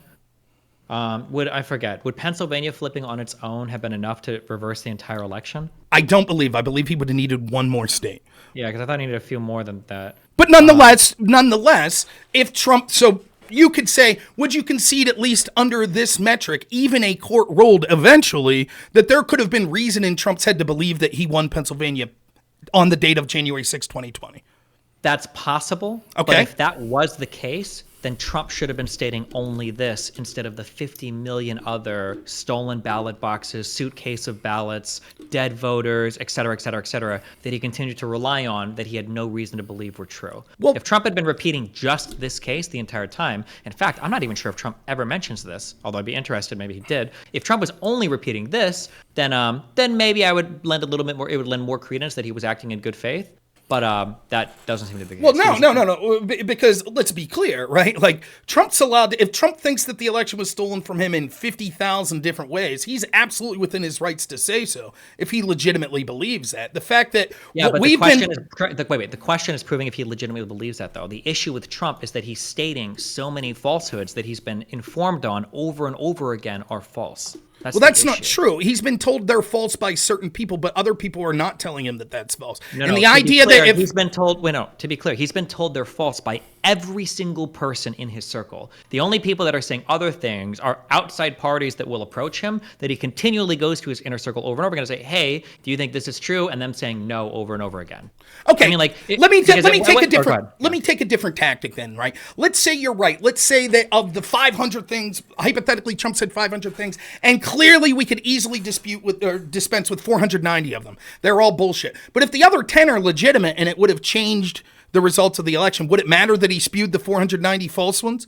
Yes, because it's showing that he's not acting in good faith. The intent here is to just defraud the American public. Completely. If he was only leaning in on 5 or 6 theories that were somewhat sound, then we'd be having a totally different conversation. It's the fact that he was spreading 500 plus conspiracy theories that his inner circle were telling him over and over again weren't true. If a couple of these happen to be true, I mean, he spread so many false ones. Clearly, truth is not what he's after here. He's just trying to do whatever he can to hold on to power. I completely disagree. I think that, first off, I don't believe just because even if people in his camp told him, look, there's no evidence of this, we don't see it, that doesn't mean that Trump thought, oh, okay, then I obviously know it's not true. He would have thought, you're not looking hard enough. Clearly, the evidence is there. I heard this person say this. And you might say that makes Trump a fucking idiot if he's listening to the My Pillow guy over Bill Barr. Okay, in that case, in every single criminal conviction into the perpetuity into all the rest of humankind or whatever, as long as somebody is telling you that something might be possible, you can no longer ever be acting in bad faith or with ill intent. As long as there's somebody telling you that something might be possible. Is that the argument you're going with? No, that's not what I'm saying. But I'm saying in crimes that require intent, the threshold is immensely upon the person that is claiming to know the intent of the person. And merely stating, well, we know his intent because this guy told him something, is not true. If other people were telling him that this guy told him, it's that every single person in his immediate circle and every single person that was in his campaign, that was in the White House, that he was working with, was telling him this is bullshit. And the only theories that he had to rest on were outside people coming like, hey, Trump, check out this shit. Maybe this could be the thing. And then he goes to his inner circle, like, hey, could this be a thing? And they're like, no, it's not. We've looked into it. And then he continues to propagate that. Yeah, I think any reasonable mind would look at that and say, oh, obviously his intention was to lie. Listen, I don't believe your claim that every single person in his inner circle said. I think that's an over-exaggeration. And I think the greater point is that if there was legitimate reasons, and for example, the narrative you heard and the narrative you said, whether you intended to or not, was all of these cases were bullshit. It was all bullshit. I just showed you one in Pennsylvania you were unaware of. Well, but it got overturned. He lost. And nonetheless, the question of his intent, he clearly had reason to believe that this could be a legitimate gripe, seeing as how a court agreed with that in 2022. So a full conservative court agreed on a 3-2 ruling that would later get reversed by a Supreme Court that is a 6-3 conservative court. I mean, no, wait a minute. The Pennsylvania Supreme Court's conservative? No. I thought I read that. I thought it said in that article. Unless it wasn't the Supreme Court that overturned. Maybe it was the Superior Court. But the Supreme Court, I'm pretty sure in Pennsylvania, even prior to these most recent election, I'm pretty certain is Democrat controlled. Oh, sorry. I thought I read conservative after that. But nonetheless, it's irrelevant anyways, right? To the point of whether or not there was a credible reason for him to believe. If your argument, but again, but the test here would be: is he putting out this theory over and over and over again? Or is he putting out other bullshit theories? It doesn't matter. And this is why. Because the argument is, right, he absolutely 100% without a doubt knew that the election wasn't rigged. That's bullshit. He still to this day believes it's rigged. And you said, well, give me an example of sort of the type of thing that Trump could have been looking at thinking this election was taken from you. I gave you one, the way that the election laws were changed in Pennsylvania in 2022. A court ruled that was unconstitutional. A higher court ruled that overturned it. But nonetheless, even in 2022, there were significant legal theories and challenges with competent lawyers on both sides arguing whether or not this mass changing to voting was legal based on the Pennsylvania state constitution. And what I was going to do is go through it. You said, well, that's just one state, Pennsylvania. Okay, we could go to Georgia. We could go to Arizona. We could go to Wisconsin. So here's a question, just so I can understand where, because then we don't have to bother with those. So if somebody makes 100 claims and 98 of them are completely bold-faced false, and he has no reason to believe they're true, and everyone around is saying they're false, and 2 of them might be legitimate, you would say that, well, this person's acting in good faith because the 2 were legitimate? Is that your argument? The idea of good faith is sort of... Wait, I need you to... Yeah, you got to... No, that is not my argument. My argument is that Donald Trump absolutely believes that the election was stolen from him, and that made him gullible because... This is going to give me 30 seconds, please, to expound. The truth is that I agree that in certain ways the election was stolen, probably not in the ways that Trump thinks. But even if there was fraud, 99 out of 100 claims that you hear are going to be false. In other words, if we could say that the 2024 election, if we could look and we could be clairvoyant and we could say, yep, absolutely, in these 3 states there were fraud, the wrong person won because of that. But we were forced to stay silent. 99 out of 100 of the claims that would come out as a result after 2024 would be wrong. That's just the nature of how it's going to be. So Trump legitimately thinking that it was stolen and having good reason to have questions in certain cases is gullible enough because of that and because of the treatment that he's received. The reason that he had a propensity to believe it was stolen in the first place was because of the corrupt treatment that had been given to him over and over and over. Do you agree that by whatever amendment rules somebody like mentally incompetent to stand office, you agree Trump should never be allowed to hold office if he's this gullible? Do you agree with that? No, not at all. I don't understand this Republican go-to argument of like Trump was bullied and so he tried to coup the government. If the FBI, if you're running for office, right, and the FBI and a bunch of other institutions illegally and unlawfully spy on you in unprecedented ways that have never occurred, and then you think that you have these people telling you like, holy shit, like all these ballots are coming in and they look like they were digitally made and the paper size wasn't the correct paper and the machines were hooked up to the internet and they're not supposed to be, and you're like, wow, this sounds fun. And they stopped counting in the middle of the night and then all of a sudden a batch of ballots came in. Every single one of these claims were validated or were investigated, and almost every single one of these claims was not true. Well, that's Trump not was true. saying that the election was going to be fraudulent a year before it even happened. He started saying it was going to be rigged. So was How Hillary's. is it not like So was Hillary's team. Every single, not in this way. I'm sorry. So was Biden's team. Of course they were. In fact, there was Democratic talking points that came out that said that if Trump won, that it would be an illegitimate election, just like they said it was illegitimate in 2016. That's not even remotely the same. And sure I know that we all love to go to that one Hillary Clinton quote that she said in the one interview about him being illegitimate because he had help from Russia. That is a fundamentally different claim than the claim that Trump's team is making about the big lie that there was a top-down conspiracy to rig the votes in almost every single state in order to give Biden the win. These are 2 completely different claims. I don't know that. Is that the claim? Can you show me Trump suggesting that? Suggesting that, that all of these ballot boxes, that these were being rigged across the entire United States. Yeah, across several states, across hundreds of districts. Yeah, that's the claim. What I heard was suggestion was that there was legitimate fraud or illegalities that occurred in swing states in an election that was decided by basically 3 states and 44,000 votes. That's what I heard. Now, you might have said... Hold on, wait. So you didn't hear Trump saying over and over again things like illegal ballot boxes are being counted. They brought a suitcase of ballots in. There's 5,000 dead voters. Those are the claims that Trump was making over and over and over again. Sure, right? Where at? Okay. Like, that's different than saying wait, every single state. What you just said. So, for example, Trump won how many states? And your argument is that Trump's argument, what he's out there saying is, even in the states I won, in every single state, every leader, there was a top-down movement to steal the election. No, I've never heard him say that.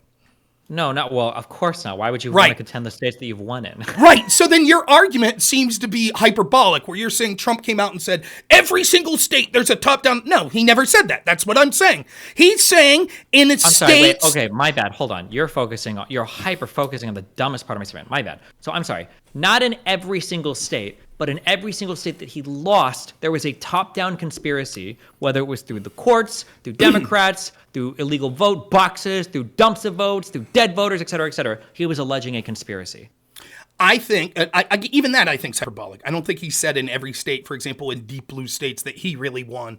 Though he's dumb enough. In the states that he lost, in the states that he needed to win the election. Right, that's what I'm saying. That's exactly what I'm saying. He's saying in these swing states, right, where there were people in positions of prominence that didn't like him, particularly in states that had blue governors or something like that, or in cities where the elections were ran that were deep blue, like in Fulton County, for example. He's saying that he sees anomalies that suggested that there was a swinging of the votes to ensure that he didn't win, right? Now, I've already conceded to you that I believe that 9 out of every, even if we could see that the election was stolen from Trump, that still 9 out of every 10 of the claims would be bullshit. For example, on my channel, I can't tell you immediately after the election how many days I spent fighting with right-wingers that were saying absurd shit like, more people voted in the state of Wisconsin than there were voters registered. That's a bullshit claim that was easy to look into almost immediately and say, no, that's not true if you go to the official, right? So most of the claims you're hearing are bullshit.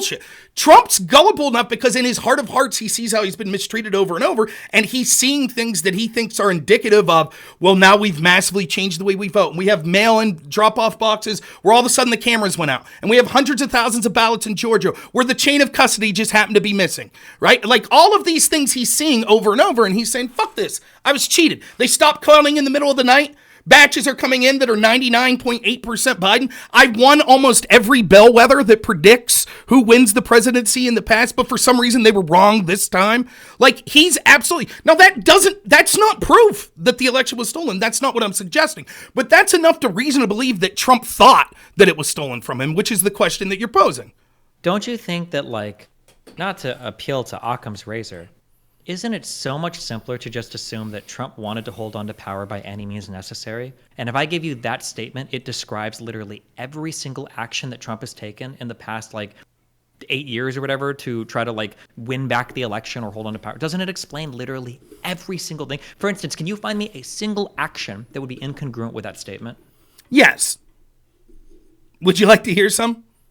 Yeah, one at a time. Don't just one all at a right, time. let's give you an easy one. He starts a war right before the election and then declares, because we're in a serious war, that he can't be removed from power like Zelensky. How does that not prove what I just said? No, what I'm saying, if your argument is, by any means necessary, he would have stayed in power, surely he had to see that the election was going to at least be close.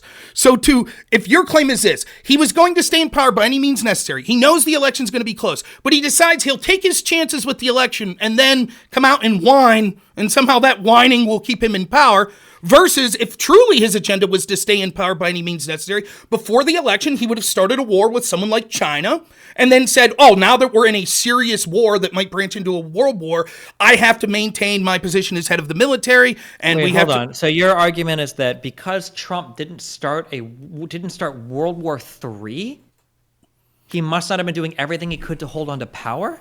I'm saying you asked me to provide a scenario where it would have been... I'm asking if there's an action that he did, not like the 50 billion hypothetical actions. Is there an action he did that's incongruent with him just wanting to hold on to power?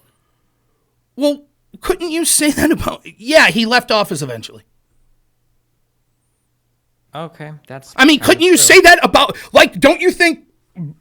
hypothetically, that Joe Biden, if he loses, will want to hold on to power? Yeah, in his heart of hearts, he would like to stay. Right? No, of course. I think that if Joe Biden lost the election, just like Hillary Clinton, I think that he would concede that night.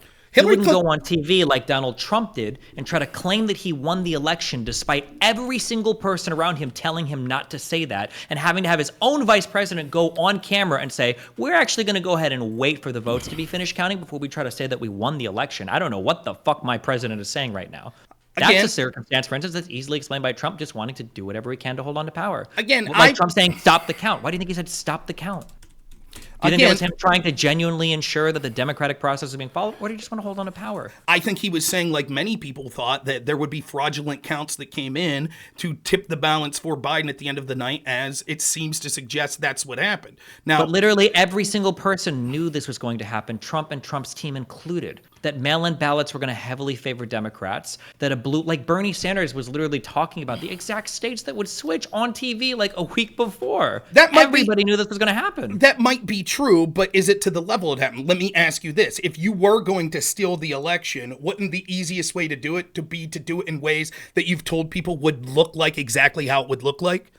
Oh my God, Rob, this is like an all roads lead to Rome fallacy. Like in that case, if they would have done it in a way that none of us would have known, then you would say, well, of course they were hiding it the whole time. But if they do it in a way they're going to say they're going to do it, well, wouldn't you try to do it in the way that you were going to say? No, I don't think you would try to do it in the way you were going to say you would do it, because you'd probably get caught. What do you mean? No, you have an unprecedented, you have more scrutiny of the election probably than any election in all of modern history. Why would you tell people how you're going to rig it ahead of time? It's absolutely bullshit, and you could see from the sort of reaction that they've had that's bullshit. For example, they said, and I'm quoting, "You were told that not only was there not enough fraud to sway the election in a election season where we massively changed how we voted, by the way, to a less secure method in mail-in voting in many states, but not only was there not enough fraud to tip, but it was, and I'm quoting now, the most secure election ever." That is the official statement from the same people that you were saying that were like, oh, there's no fraud. That is such a bullshit statement that it raises a conspicuous eye. Why is it such a bullshit statement? So it's your argument, out of every election that's ever called in the United States, the one that just happened to literally be the most secure ever was the one where we massively changed how we voted.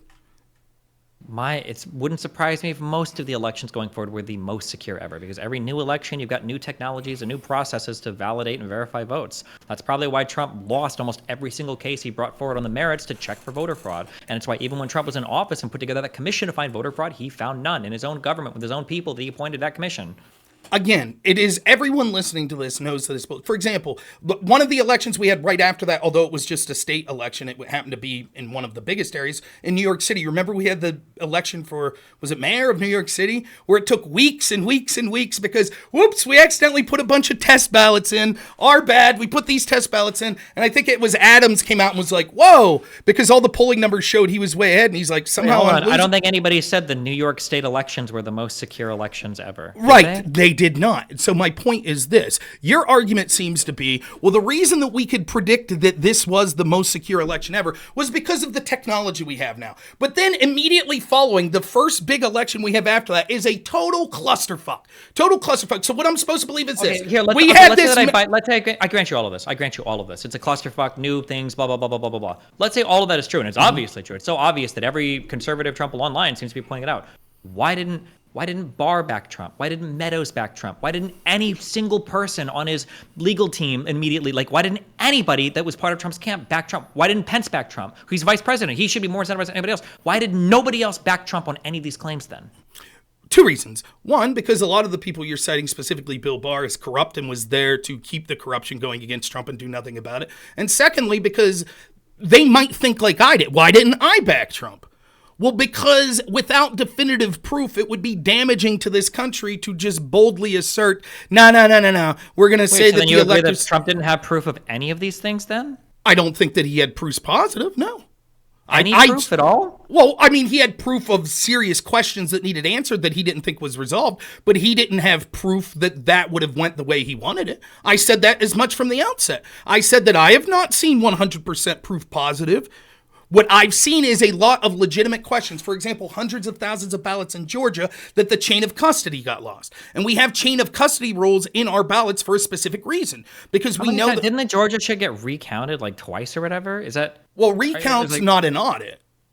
A recount's just counting the ballots. For example, let's say hypothetically, you don't have to agree with me. Real quick, so is the Georgia thing, you're saying this is still not resolved? I don't believe so. So let's say hypothetically, there's 1 million votes in Georgia. Clearly that's not the case, but just a nice round number. There's 1 million votes in Georgia, right? And there's an accusation that 100,000 of those had an improper chain of custody. That for 6 hours, we don't know where the ballots were or who were in the rooms with the ballots. That's 100,000 out of 1 million. To simply recount those 1 million ballots doesn't answer the question of chain of custody. Now, even if it's legitimate that chain of custody was not followed, I just want to read on this real quick, okay? Okay. Okay, so this was put out in 2021, so a couple years ago, by the GPB, whatever the fuck this is. For the past 7 months, misinformation and false claims of fraud in Fulton County have dominated certain corners of the internet and the Republican Party, with many refusing to accept results that showed 3 separate times that Donald Trump lost Georgia. Georgia's most populous county is home to the heavily Democratic city of Atlanta and a history of problems and shortcomings with the election administration.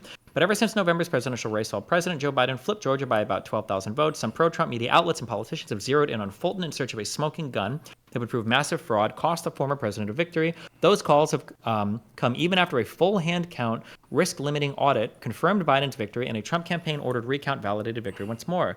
In recent weeks, a Newsmax personality launched a weekend of fantastic speculation about an alarm at a building that included Fulton's ballot warehouse, a Constitution Party officer who spouted fringe views, blah, blah, blah. So she said evidence would emerge. Wait, I thought that there was Okay. One claim is that the Fulton County is missing hundreds of transfer records for thousands of absentee ballots deposited in 38 drop boxes ahead of November's election, with an implication that the missing paperwork could or should invalidate more ballots of the margin of Biden's victory. Is this one of the things we're talking about, or? I slightly lost you there. If you could reread like the last 2 sentences, that we were missing, asserting that the county was missing 385 absentee ballot transfer forms used to document how many ballots were retrieved from drop boxes daily, and suggesting the provenance of nearly 19,000 ballots was questionable. Is this part of what we're talking about? It may be. What I've heard is that there was chain of custody issues with around, allegedly different ways around 170,000. So there were different chain of custody issues with some of those ballots. But I believe after what you're talking GPB News asked the county Monday about the forms not included in the Georgia Star's records request, election staff located all but 8 of more of the 1,500 forms, sent them to state investigators, and provided them to GPB News on a flash drive. What is this chain of custody thing is lost? Wait, can you link me a story about this? Or? Yeah. 1 second. And again, I do apologize that I was out with my family all day and didn't have time to get sources together and stuff. But here's one it's from, I don't know how reputable this site is, American Greatness, from Deborah Hain in June 4th, 2021. It says, a Fulton County election official has admitted in writing that a few chain of custody documents are missing for thousands of absentee ballots deposited in Dropbox November 3rd, 2020 election in Georgia. According to the Georgia Star News analysis, however, the county has lost more than a few transfer forms. The news outlet puts the number at 385, representing 18,901 votes, or about 25% of the absentee ballots in the Fulton County 2020 election. So then, the response to this is apparently all but 8 of those 1,500 forms have been accounted for. So when was the date? What was the date of the article that you put forth? June 17th, 2021. Okay, so this is June 14th. So it's right around the same time. So let's say that that's true. But to be clear, this was literally in response to that Georgia Star article. Okay. But after GPB News asked the county Monday about the forms not included in the Georgia Star's records request, election staff located all but 8 of the more than 1,500 forms and sent them to state investigators and provided them to GPB News on a flash drive. Okay, let's say that's true. That it's resolved. I don't know. I don't know what the response to that is. The point is, this is from 2021. Right. And so it was clear up until that point, even election officials were admitting that at least 18,000 of votes that they had lost chain of custody for. I don't think that's true. I think that people were probably Trump and his team and everybody emailing Trump was trying to dig into every esoteric theory possible. And so we were getting recounts and we were getting re-audits and all of these things, but none of the results changed at all. So it seems like all of this is bullshit. Well, again, those issues there's still issues in Georgia that are being taken to court. For example, Raffensperger is refusing to testify about voting machines that were used even this week. Is even something that's being talked about. So the idea that we had election officials admitting okay, we have been unable to provide the ballots or the chain of custody for 18,000 ballots thus far. And then finally in June 17th, which I'm not conceding that their response in June 17th is the end all be all, because we've seen before where they say that and then actually there's a retort. But even if that is the case, that wasn't provided until June 17th, 2021. So if you're looking at the election in January 6th, 2021, right, you could reasonably say there are huge issues with chains of custody for ballots in places like Georgia. I don't think anybody was legitimately questioning this. I think it was just Trump getting esoteric theories. Because, again, were any of these things changed? Did anything come out of any of these challenges that were all being chased down in every single state from Trump's team and everybody else? Did anything end up, amounting to anything? Or is it just that if you ask 50,000 questions in relation to the election, a few people are going to be like, oh, shit, hold on, let me check this. We don't have the answer for you immediately. Now, what I'm saying is that Trump, it doesn't matter if things were eventually ran down or anything like that. It's clear that there wasn't going, even if, let me ask you this, seeing as how we have Supreme Court justices, when they issue a decision, that decision getting leaked, and then people protesting outside their house and assassination attempts occur, what do you think the chutzpah would require in that event if there was a serious challenge to look into it and say, yeah, actually the election results would be overturned? What do you think that would do to the country?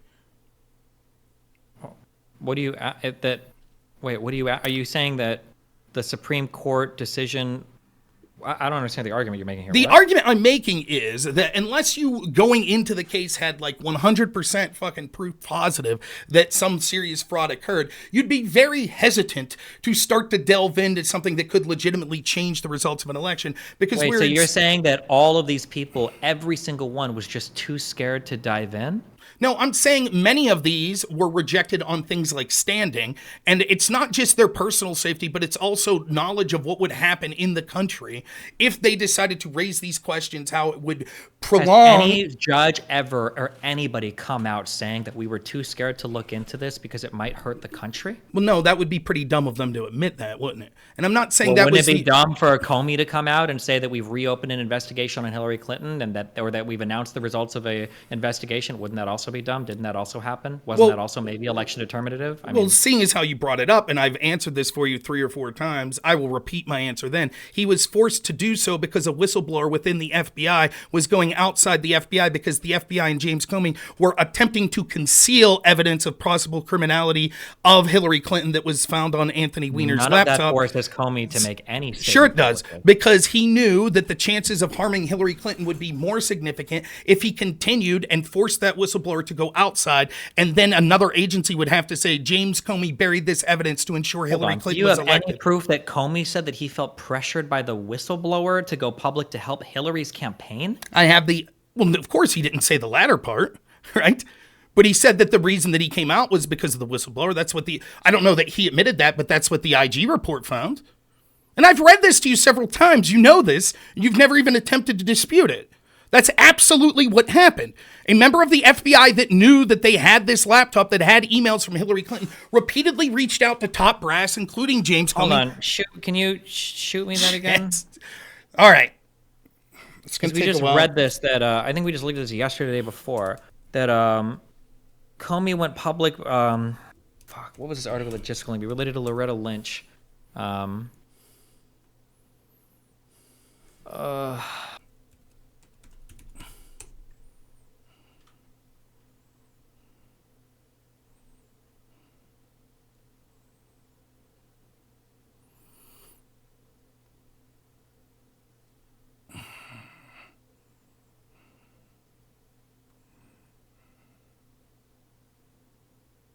Okay, this is from the IG report. I'll link it to you. I don't know that this is the part that I'm fully talking about because I'm just using the search feature on it. But I'll start to read the initial part where it starts to talk about Anthony Weiner's laptop. Ready? This is from page 11, section 4, discovery in September 2016 of emails on Weiner laptop. In September 2016, the FBI's New York field office and U.S. Attorney for Southern District of New York began investigating former Congressman Anthony Weiner for his online relationship with a minor. The federal search warrant was obtained September 26, 2016 for Weiner's iPhone, iPad, and laptop computer. The FBI obtained these devices the same day. The search warrant authorized the government to search for evidence relating to the following crimes. Child porn, stuff like that. The Weiner case agent told the OIG that he began processing Weiner's devices on September 26th. By the way, I'm not watching your screen, Destiny, but I bet everyone, your audience, is laughing at me saying Weiner over and over, but we'll commence.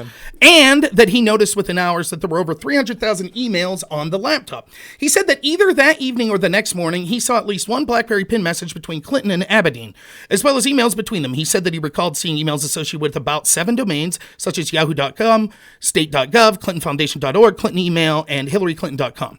The case was immediately notified the NYO chain of command, and the information was ultimately sent to the NYO assistant director in charge, Sweeney, on September 28th. As we described in Chapter 9 of our report, Sweeney took the following steps to notify the FBI headquarters about the mid-year related emails. On September 28th, during a secure video teleconference, Sweeney reported that Weiner investigated investigation agents had discovered 141,000 emails on Weiner's laptop that were potentially relevant to the mid-year investigation. The OIG determined that this SVTC was led by then-Director Andrew McCabe, Deputy Director McCabe, and approximately 39 senior FBI executives would have participated. Comey wasn't present. Sweeney said he again spoke to McCabe on the evening of September 28th. Sweeney said that during his call, he informed McCabe that the NYO personnel had continued processing the laptop and now identified 347,000 emails. Sweeney said he also called two FBI executive directors on September 28th and informed them that the Weiner case team had discovered emails relevant to the mid-year investigation. One of the EADs told the OIG that he had then called McCabe, and McCabe told the EAD that he was aware of the emails. The AD told us that there was no doubt in my mind when we finished the conversation, McCabe understood the gravity of what the find was. Sweeney said he also spoke to FBI Assistant Director Bill Priestap on September 28th and in 29th, 2016. Emails indicate their conversation on September 29th. They discussed the limited scope of the Weiner search warrant, the need to obtain additional legal processes mid-year.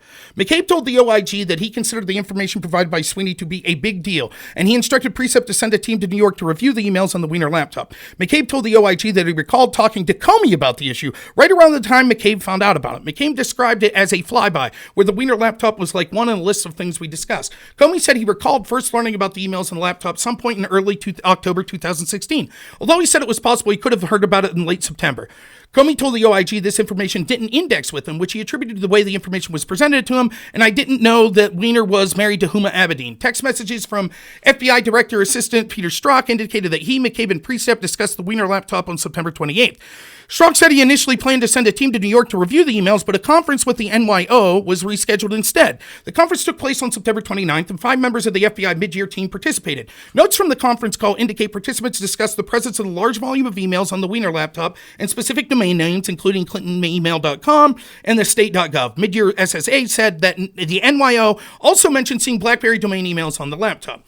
Additional discussions took place on October 3rd and 4th, 2016. However, after October 4th, we found no evidence anyone associated with the mid-year investigation, including the entire leadership team at FBI headquarters, took any action on the Weiner laptop issue until October 24th, and then did so only after the Weiner case agent expressed concerns to the Southern District of New York, prompting the Southern District of New York to contact the Deputy Attorney General on October 27th to raise concerns about the lack of action.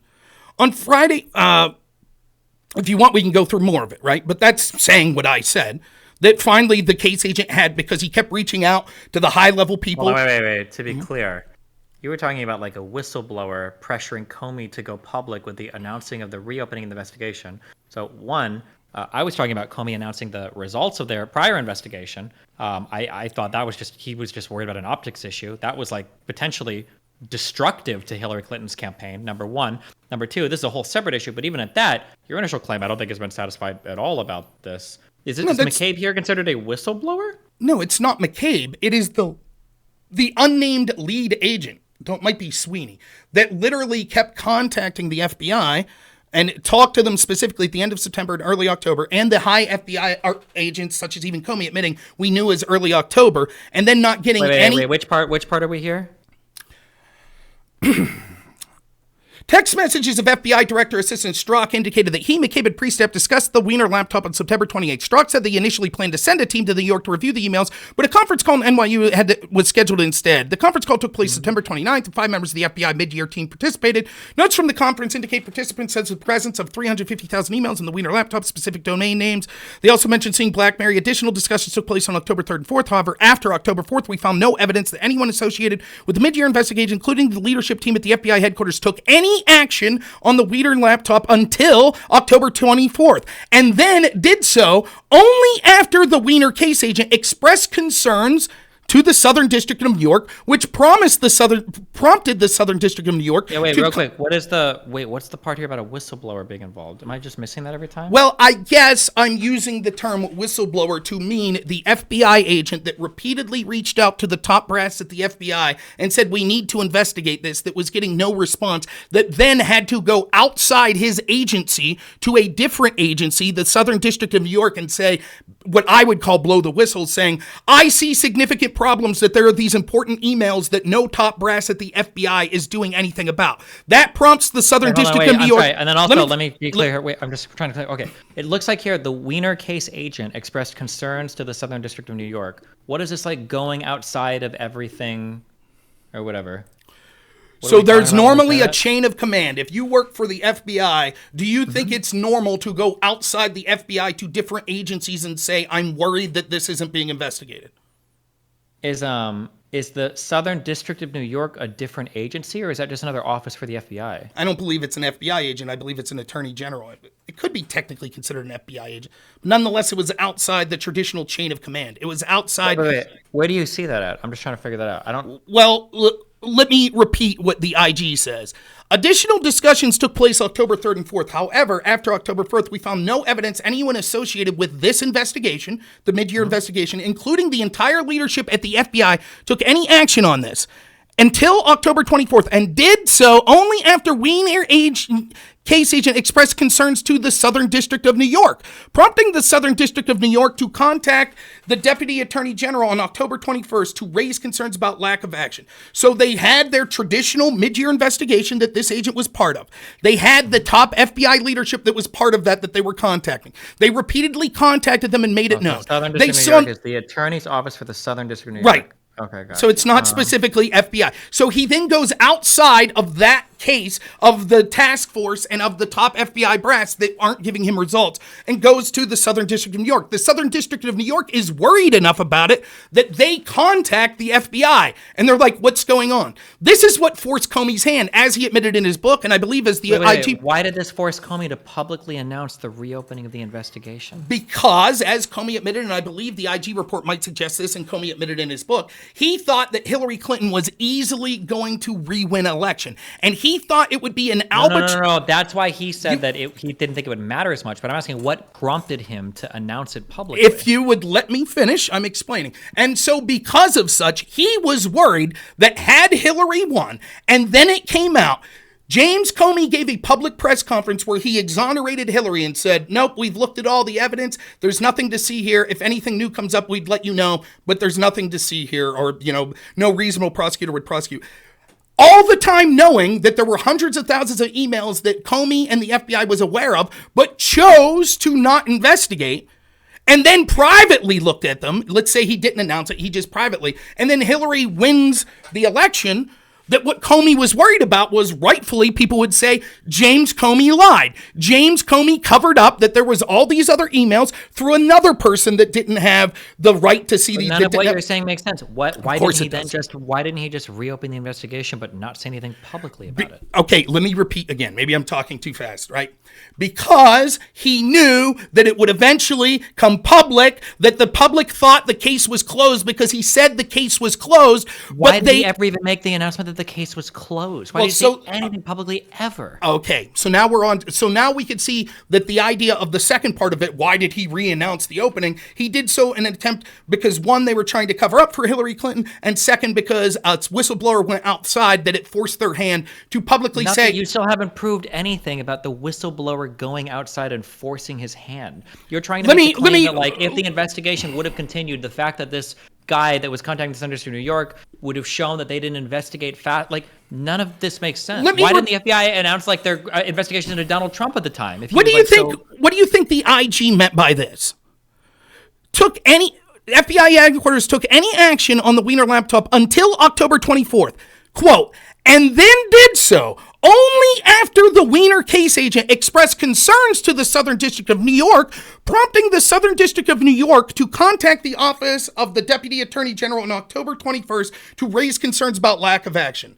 What do you think he's saying? Why do you think the IG made it a point to say, it seems like they only took action after this FBI agent went outside the agency to talk to a different agency, and that agency then contacted the FBI about their concerns, and then finally they reopened? I think it is a reasonable extrapolation. Is that the FBI was dragging their feet on this for some reason, and it seems like they only fucking took action on it after the Southern District of New York contacted the Office of the Deputy Attorney General because another guy was raising concerns about it. Right. That's exactly what I'm saying. The only term of right. You're saying that this motivated Comey to start making public announcements about the investigation. No, I said that that's why they reopened the investigation and the reason that he did it public. So they were trying to cover up let me say this. This either shows through incompetence or corruption. They weren't looking at these emails that they themselves admit were important. but chose not to look at them. They knew they existed. Wait. They themselves admitted it was important. I thought that Correct. they just didn't give a fuck because they thought it wasn't whatever. Didn't it end up being nothing? Didn't nothing come from this? Or am I wrong? McCabe told Answer. I'm going to answer. No. I need to answer that question. Didn't nothing come from the email investigation? Right. What came from the email investigation was that the same FBI that could only process about 10 pages a day for Freedom of Information Act requests went through 300-something thousand emails in 2 or 3 days and said, check them all, there's nothing to see here. Yes, that is what happened. In 3 days, they went through all the emails and said that there was nothing to see there, everything was gravy. That is what the FBI said. Do you think, hold on. First of all, did you have problems with the Twitter files when they said that they went through every single email and I think, wasn't it a day they had access to that server room? Weren't they just doing it by searching for keywords and stuff? Wouldn't it be the same thing with the FBI here? Do you think they're going to read every single email? Or do they just say who they're sent to and who they're from to see if it matters or not? I think in a criminal investigation, it's different than something like the Twitter files investigation where you would be more diligent and not just doing a few keyword searches and then declaring in a criminal investigation. Wasn't the criminal investigation looking for child porn? No, but it was part of the mid-year exam. It became part of the mid-year exam once they found emails that was from the domain names that Hillary Clinton had, which was a criminal investigation. How many emails of those 300,000 emails were 2 are from Hillary Clinton? It doesn't matter. They would have to go No, wait. It does, because if only 4 of those emails were 2 are from Hillary Clinton, then they could probably go through this in I'm unaware. 20 minutes. I'm unaware. What I'm telling you is then you would also agree when it comes to Freedom of Information Act requests, it's probably illegitimate for the FBI to say we can only get through 10 a day. 10 what a day? Documents, emails. When has the FBI said they can only get through 10 emails a day? Well, I guess I'll just leave it to you to look up how quickly they process Freedom of Information Act requests and how backlogged they are. Nonetheless, another thing you said was... Hold on. Wait. Just in regards to, hold on, what you just said, I'm just going to take a stab in the dark at what you're probably referring to. Okay. When for a FOIA request, if they're saying 10 a day or whatever, are they saying that when we go through when we're going to release classified information, that it takes us a long time to verify what might be connected to other things and what needs to remain classified and what needs to remain redacted versus what can be released to the public? Because that's far different than going through 300,000 emails in an internal investigation where you're not worrying about redacting or classifying anything. Those are two completely and totally unrelated questions. They're not unrelated. How do those things relate to each other whatsoever? They're not unrelated in that they have the same agency in dealing with the speed of which they could go through things and the No, wait. That is not true. Hold on. That is true. The speed in which they can go through things, the speed at which you read an email is going to be significantly different than the speed in which you go through a paper that you want to release to the public that was previously classified to figure out what might be damaging or not. Those are two completely different things, right? You agree that it might take, I maybe read 1,000 emails in the time that it would take me to figure out for one document how many different agencies I need to contact. What is it? The CIA, the NSA, the FBI? How many different people might be involved? That might take days. That might take weeks for a single email. Do you agree with that? I need you to answer that. I need you to answer that without pivoting. Do you agree that it could take days or weeks to verify if a single email could be released to the public or what needs to be redacted? I will answer that without pivoting as long as then I get the chance to ask questions in a form of a quid pro quo as opposed to you trying to control the direction of the conversation by continuing to ask questions. Because every time I ask what I think is a really reasonable question, you I will answer. I'm not pivoting. I'll answer directly. Is that fair? Okay. So it's a super reasonable question. I think, is it fair to say that it would take a lot longer to figure out one email what needs to be redacted versus what can be released publicly for something that's previously classified versus just reading an email? Yes, the speed of... Let me answer, and then I get to ask you questions, and we'll do it in a tit-for-tat quid pro quo. Yes, the speed of which those things would happen would be different. However, the desperation of only being able to go through 10 emails when it comes to Freedom of Information Act requests, as opposed to in 2 or 3 days going through hundreds of thousands of emails that you have intentionally sat on and chose not to look at for months, would seem to call into question the motivation of if they really wanted to go through that shit with a fine-tooth comb. Okay, now can I ask you? Now you seem to suggest that they didn't think this was important. Wait. It's just on this last thing, and then you can answer. Just curious, because the Durham report reviewed all the conduct of these agencies to see if anything improper was done. Did the Durham report go over the Anthony Weiner laptop thing and say that the FBI acted with impropriety and not going over those 300,000 emails? I'm not quite sure what the conclusion of the Durham report was, or rather they went into the Anthony Weiner laptop. Now, to my question, you seem to suggest that they didn't think it was a big deal. Can you explain what this sentence means? Quote, McCabe told the OIG he considered the information provided by Sweeney, the agent that talked to him about these. Well, let's go up a little. Sweeney said he also spoke to the FBI Assistant Director Bill Priestap on September 28th and 29th, 2016. Emails indicate their conversation September 29th. They'd escaped the scope of the Weiner laptop. McCabe told the OIG he considered the information provided by Sweeney to be a big deal, and said he instructed Priestap to send a team to New York to review the emails. That seems to be, again, can you admit you were wrong when you said they didn't think it was a big deal? Can you admit that? Don't pivot. Just admit you were wrong when you said that, right? That was what it seemed to be to me, is that they didn't think it was a big deal. Yeah. No. So when you saying, so I just want to be clear. Your argument is when McCabe told the OIG, he thought this was, quote, a big deal. Your interpretation is he didn't think it was a big deal. Is McCabe part of the executive team? McCabe is the assistant director of the FBI under only James Comey. Or I'm sorry, he is, wait, he's maybe third in command. What is his official title? But he's like top 3 guy. Okay, hold on. Let me find the part down. Deputy director. So that puts him number 2, right? James Comey's the director. He's the deputy director. October 4th, we found no evidence that anyone assisted with the Mid-Year investigation, including the entire leadership team at the FBI headquarters, took any action on the Wiener laptop issue until the week of October 24th, and then did so only after the Wiener case agent expressed concerns to the SDNY, prompting SDNY to contact the office of the Deputy Attorney General. October was raised concern about the lack of action. Yeah, I don't know. My assumption would be that they didn't think it was a big deal, but apparently McCabe said it was a big deal. So why did McCabe say they sat on it? What was his explanation? They didn't have one. And if you follow the IG report later, it says that the explanation that was given by the FBI to the IG was basically that they had, I forget exactly how they worded it. As we describe in Chapter 9 of our report, the explanations that we were given for the FBI's failure to take immediate action on the Windows laptop fell into 4 general categories. 1, the FBI mid-year team was waiting for additional information about the contents of the laptop from NYO, which was not provided until late October. 2, the FBI mid-year team could not review the emails without additional legal authority, such as consent or a new search warrant. 3, the FBI mid-year team and senior FBI officials did not believe that the information on the laptop was likely to be significant. And 4, key members of the FBI mid-year team had been reassigned to the investigation of Russian interference in the U.S. election, which was a higher priority. We found that these explanations to be unpersuasive justifications for not acting sooner, given the FBI's leadership's conclusions about the importance of the information, and the FBI mid-year team had sufficient information to take action in early October and knew at the time that it would need a new search warrant to review any Clinton-Abedin emails. Moreover, given the FBI's extensive resource, the fact that Strzok and several other FBI members of the mid-year team had been assigned to the Russian investigation, which was extremely active during the September and October time period, was not an excuse for failing to take any action during this time period on the Wiener laptop. So could it? Let's keep going. Let's keep reading. The FBI's failure to act in late September. Failure to act in late September or early October is even less justifiable when contrasted with the attention and resources of the FBI management and some members of the mid-year team dedicated to other activities in connection with the mid-year investigation during the same period. As detailed in Chapter 8, these activities included the preparation of Comey's speech at the FBI SAC conference on October 12th. You want me to keep reading?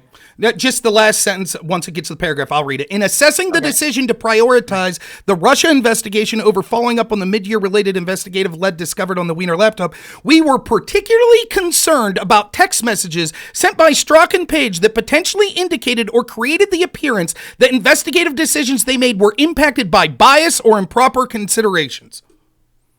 So in other words, what this just said in totality is they knew that these emails were important. Their email suggested it. They intentionally didn't act upon it until a whistleblower went outside the agency.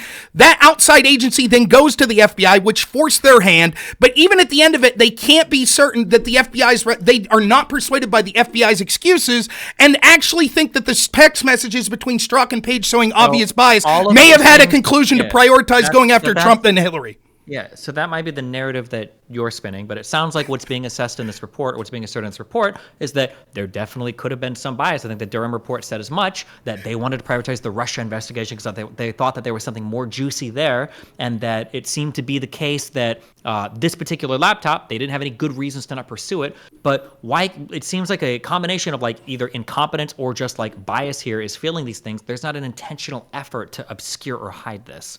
That's untrue. That's you inserting your own narrative. So just to be clear, what the IG report showed, even without getting to Durham, and I just went back and watched IG Horowitz testify in front of Congress for 6 hours the other day. It is clear that what the IG report is suggesting is that it was not his role, unless it was 100% definitive, to determine what the intent was by the litany of egregious decisions that the FBI had in their investigation of Hillary versus their investigation of Trump. And that the only explanations that they were able to come up with was either gross incompetence or corruption from bias or somewhere in between those two things. But they were let me finish. But they were unsatisfied with the FBI's explanations, and therefore they kicked the investigation back to Christopher Wray and the FBI to investigate and get to further the bottom as to why these decisions occurred. Furthermore, the one time that he literally says, the IG says, the one time they're willing to go far enough and say, we actually were really concerned about this bias,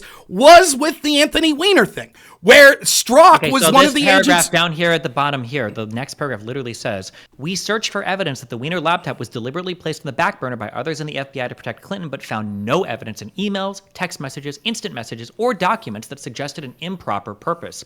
We also took note of the fact that numerous other FBI executives, including the approximately 39 who participated in the September 28th SBTC, were briefed on the potential existence of mid-year related emails on the Wiener laptop. We also noted that the Russia investigation was under the supervision of Priestap, for whom we found no evidence of bias, and who himself was aware of the Wiener laptop issue by September 29th.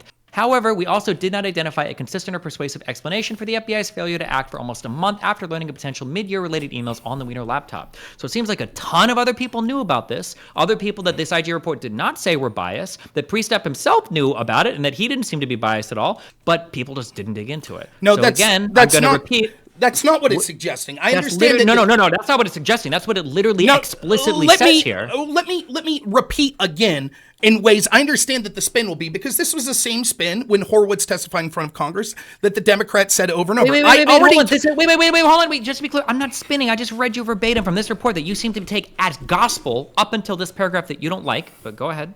No, what I'm saying is the IG repeatedly said, we didn't find a satisfactory explanations for why these things occurred. Was it incompetence or was it bias? Now, what they did find was that there was obvious bias for many members of the FBI, like Peter Strzok, like Kevin Kleinsmith, other people at the top of the FBI that were involved in these investigations. There was bias. What they were unable to find was bias influenced definitively these decisions. The decisions were improper. The explanations that the FBI gave for the decisions were unsatisfactory, but they didn't find things like an email from Bill's Priestap to Andy McCabe that said, hey, let's intentionally not look into the Anthony Weiner laptop to help Hillary Clinton. That's what they're saying. They're not saying there wasn't bias or that the bias didn't influence. I understand. Why is it that for Priestap, a guy who knew about the laptop, and the 39 other people who participated in the September 28th SBTC, why didn't Priestap or any of those other people that where no evidence of bias was on, why didn't they more stringently pursue investigation of the laptop?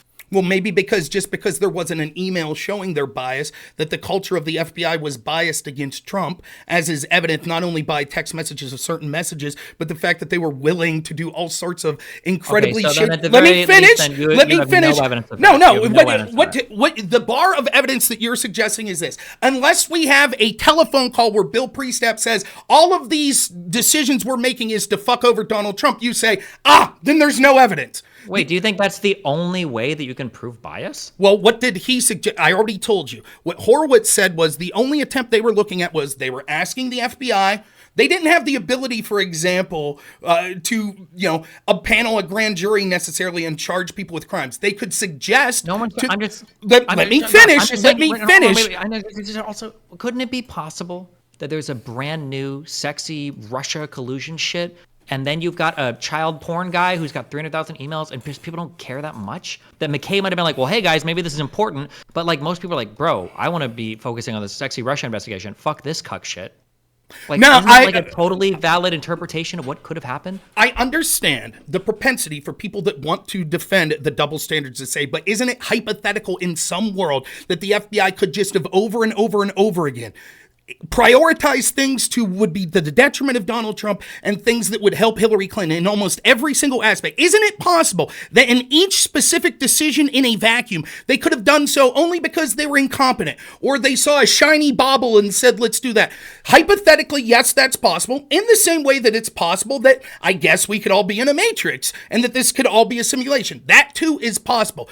But in the face of overwhelming evidence where we see that there was obvious bias to the point where lead agents were talking about insurance policies, to the point where they were illegally spying on Trump, to the point where almost every single time they were going after people connected to Trump, they were going as hard as possible. But when they were going after people they were connected to Hillary, they were going as easy as possible. That at some point, especially when the IG says, in this one particular issue you raised about James Comey and announcing things about the closure of the investigation into Hillary Clinton, that they literally at that point were expressly worried about the bias from people like Strzok and Page and were never given justifiable answers by the FBI.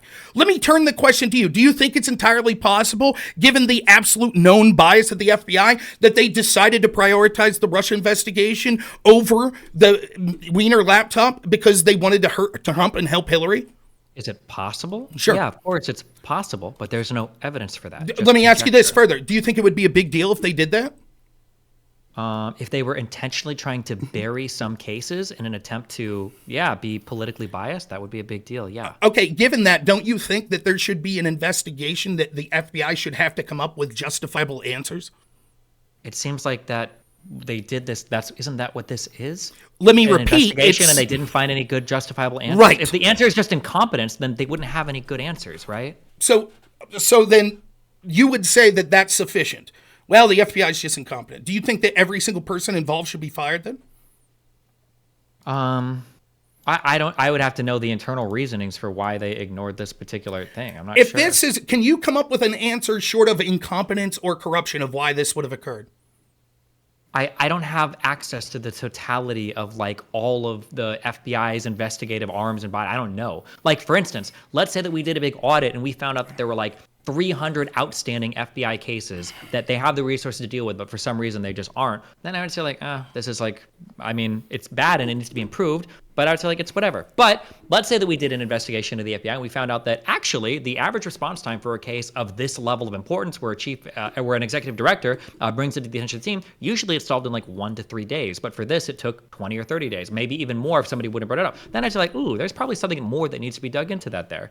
Yeah, but it would depend on like the response to those investigations. But the FBI has investigated itself and been investigated by other parties. Damn, how many fucking times now? How many different reports? How many internal investigations? How many, like the Durham report? How many Senate Judiciary? Like all these hearings, all these reports, all this shit. And you don't even like the part of this report that disagrees with you. It has nothing to do with disagreeing. I correctly articulated what it said. The way it's being spun is showing, there was no bias. No, what it's saying is they were unable to prove bias. They found examples of bias. They clearly did. It shows it all through the report. What they were but unable also find examples of people that they'd cleared of bias. No, they did not. That is not true. They did not clear anyone of bias. They were unable to find evidence proving their bias, which is different. When you say clear bias, that implies that like they were looking at their emails and saw that their emails somehow showed that there was no potential. Okay, so then your assumption here is that every single agent in the FBI is biased then? No, or a majority of them are? That is not. My assumption is that the culture at the top of the FBI was clearly biased and was prioritizing helping the candidate they wanted, just like Chuck Schumer said they would, that they would find 6 ways of Sunday at getting back. And the Durham report suggests as much as well. And I've gone over both of these things with you in the past, where the Durham report expressly says that he's not even really interested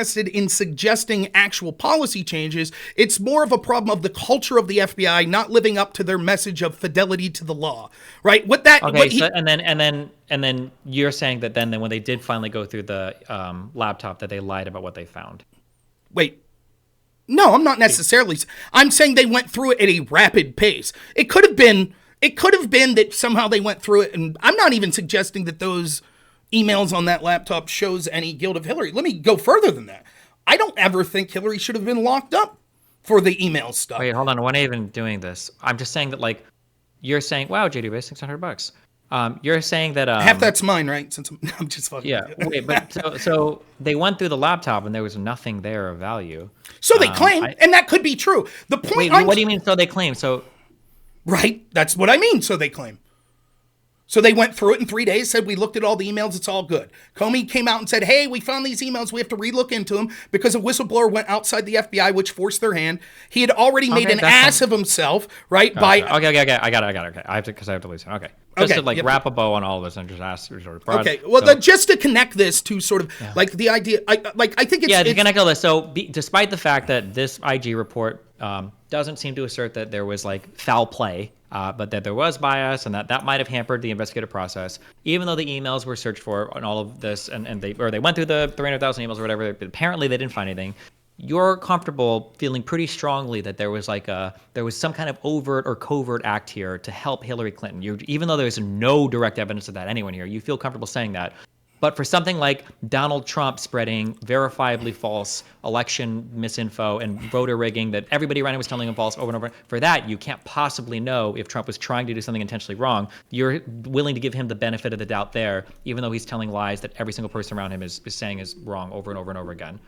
All right. How do you Right. rationalize a double standard? So what I'm saying is, when you have top FBI agents that are tasked with investigating both Hillary and Trump simultaneously, that are admitting that they want an insurance policy to stop Donald Trump, when you have action after action after action that is called out by the Inspector General in the mid-year exam investigation into Hillary Clinton, where he's like, this is problematic, this is problematic, this is problematic, almost every single one of them going in the direction of giving the benefit of the doubt to Hillary, and then you have problematic action after action after action, including illegal spying on Trump's team, that are as hard as possible going after Trump on the other hand, that we start to develop a pattern that you could put in connection with their statements and their obvious bias, both contemporaneously in the forms of people like Strzok and Page saying they want insurance policies to stop Trump, and post hoc where you see people like James Comey that clearly hated Donald Trump and has made it his mission to go after Donald Trump in as many ways as possible, even going so far as to withhold evidence and give it to a journalist friend of his, which recommended a charge from a grand jury for him mishandling that evidence. It's clear to see that there is a pattern over and over and over again that shows that the most likely response is that it was done so for corrupt reasons, to protect Hillary Clinton and to go after the people they don't like, just like Chuck Schumer admitted that if you criticize the FBI, they'll find 6 ways of Sunday to get back at you. And that's what they did even at the start in 2015, and they've continued to do to Trump going into 2023 and going into 2024. That's what's occurring. And I'm saying that even if your explanation, the only other possible explanation that could be given is, well, we should ignore all of that and just look at everything in a vacuum and say it could just be gross incompetence, then why would we accept anything that agency says going forward on any other matter? If they are so incompetent that they literally didn't know things like they weren't supposed to change an email that says, yes, Carter Page did help the CIA, to saying, no, he didn't help the CIA. If they're that incompetent that they didn't know that, why should we trust them in anything that they ever talk about, right? And this is what the IG's clearly saying. Well, why would you trust them? Because we have third-party oversight for these like who? agencies. Because we see, like the IG. What do you mean? Didn't we just literally read an Inspector General report? So what I'm Didn't telling we have you the Durham report? Can't Congress authorize people? And does the FBI ever turn out anything credible ever? Or is everything from the FBI uncredible, and they just might have issues relating to political bias in these types of charged issues? Well, I would say it's the latter. But if your explanation is, no, it has nothing to do with corruption and bias, it's just that they're incompetent, then it would be the former. I never said it didn't have anything to do with bias. Oh, this report here asserts that it has something to do with bias. They literally said that in this report. But you're not claiming it was bias. You're claiming that it was an intentional effort to obstruct an investigation of something potentially incriminating with Hillary. And then you also believe that the 300,000 email investigation was also faked, even if you're not saying it. You do believe that. So you're going way further than this. No. If it was biased, then it is corrupt. If the FBI decided to do actions that were later determined... Bias and corrupt are two different things. Hear me out. Okay, if the FBI does something against their policies, right, that's not allowed within their policies, or that's against the law, right, and they did so for bias reasons, is that not the definition of corruption? When I think the worst thing that was shown in the Durham report was the one guy that... Wasn't there one guy that faked part of a FISA warrant or whatever? Well, the Kevin Kleinsmith was criminally charged for that. Yeah. That would be an example of like corruption. Yeah. Okay. But like preferring some investigations over another, I think is an example of political bias. Would I call it corruption? Probably not, but it's definitely something that needs to be fixed. Okay, well, there's a huge problem for sure. I would call that corruption, but nonetheless, even if we don't, there's still levels much higher than just prioritizing investigation. For example, the IG report says the most damning thing that happened was that the FISA warrant relied on a suspected Russian spy by the name of Igor Dushenko. Wait, yeah, I know. We're not going to know every other fucking thing. I understand. Well, right. I understand, and that behooves you. One, it's difficult to do. No. Like I don't have time to jump through every single fucking conspiracy assertion that with no solid evidence for literally any of the stuff we've talked about. That's not true. That's not true. To be clear, the only thing that you've proven the entire time is that there was a biased culture at the FBI, and that probably delayed the reading of the emails on the laptop. No. That's the only thing that you've proven the entire time in like the past like hour and a half of investigation. No. Let's be clear what happened, right? Like let's go through a couple things here. One, it's because you directly brought up this issue of Comey announcing about Hillary's investigation, and I went to that specific issue. And I'm curious why he announced it ahead of time. None of this, I don't think, even said anything about why Comey announced it ahead of time. All of that is speculation on your part. On this part of why he reopened the investigation, I was vindicated. The evidence said exactly what I said. Hold on. As it has the last time. I never had a question about why it was reopened. I had a question about why it was announced to the public. That was the whole initial question I had. The people that usually bring up talk. I misinterpreted exactly what you said, and you seem to be contentious on this issue that we were talking about. We could talk about specifically why he announced in the way he announced in the first place. No, I said that I don't know why he ever announced the reopening the investigation. And you said it's because he felt pressure by a whistleblower. Right. So you just admit, you said, I don't know why he announced the reopening. That's what I thought you said. Right, Yeah. right. The reopening, which is exactly what I showed. My version of the events were accurate. Why did he announce it? That was the crazy part. Them reopening the investigation, there's nothing wrong with that. If the FBI wants to reopen the investigation, do it. But announcing it publicly is a big break from norms that super damaged Hillary's campaign. He announced it publicly, as I said, because that he would, and you have nothing to dispute this, as he said in his book, which I don't have in front of me, he thought Hillary Clinton was going to win, and he thought that, seeing as how he told Congress that the case was closed, he told the American people the case was closed. If it really wasn't closed, right, and the American people later found out that it looks like the FBI was intentionally not acting on this information until a whistleblower forced their hand, that they would correctly blame James Comey and the FBI for putting their thumb on the scale by lying to the American people and saying the case was closed when it wasn't. This is conjecture that you can't prove, okay? Right. Comey himself, Comey, if you can find me anything with Comey talking about, because we looked at this yesterday because it came up in an unrelated thing. I thought Comey said that he wanted to make an announcement because he thought that it looked improper for the FBI not to say anything because of Loretta Lynch's meetings with Clinton. These were the reasons why he felt like he needed to say something publicly, which was a break from norms. This pressure from whistleblower stuff, this is completely and totally invented by you based on this IG report. Correct me if I'm wrong. What you're talking about is his initial announcement of the closing of the investigation when he mentions Loretta Lynch. Yeah, I believe so. Right. So when it comes to the reopening, that's a different question than the Loretta Lynch situation. Okay, where is your evidence for the reopening part? Well, we've already talked about why they reopened, so the only question would be... Why do you keep saying that, Rob? Because I'm asking you, why did he announce it publicly? Right, which is what I was getting to, so you misspoke there, and I was just clarifying for everyone. I didn't misspeak. This whole conversation opened because I said, why did Comey announce it publicly? Why did he announce the reopening publicly? Okay, so he announced the reopening public because he announced the closing publicly. That's the answer? Right. Okay. He told the American people and Congress this investigation is closed.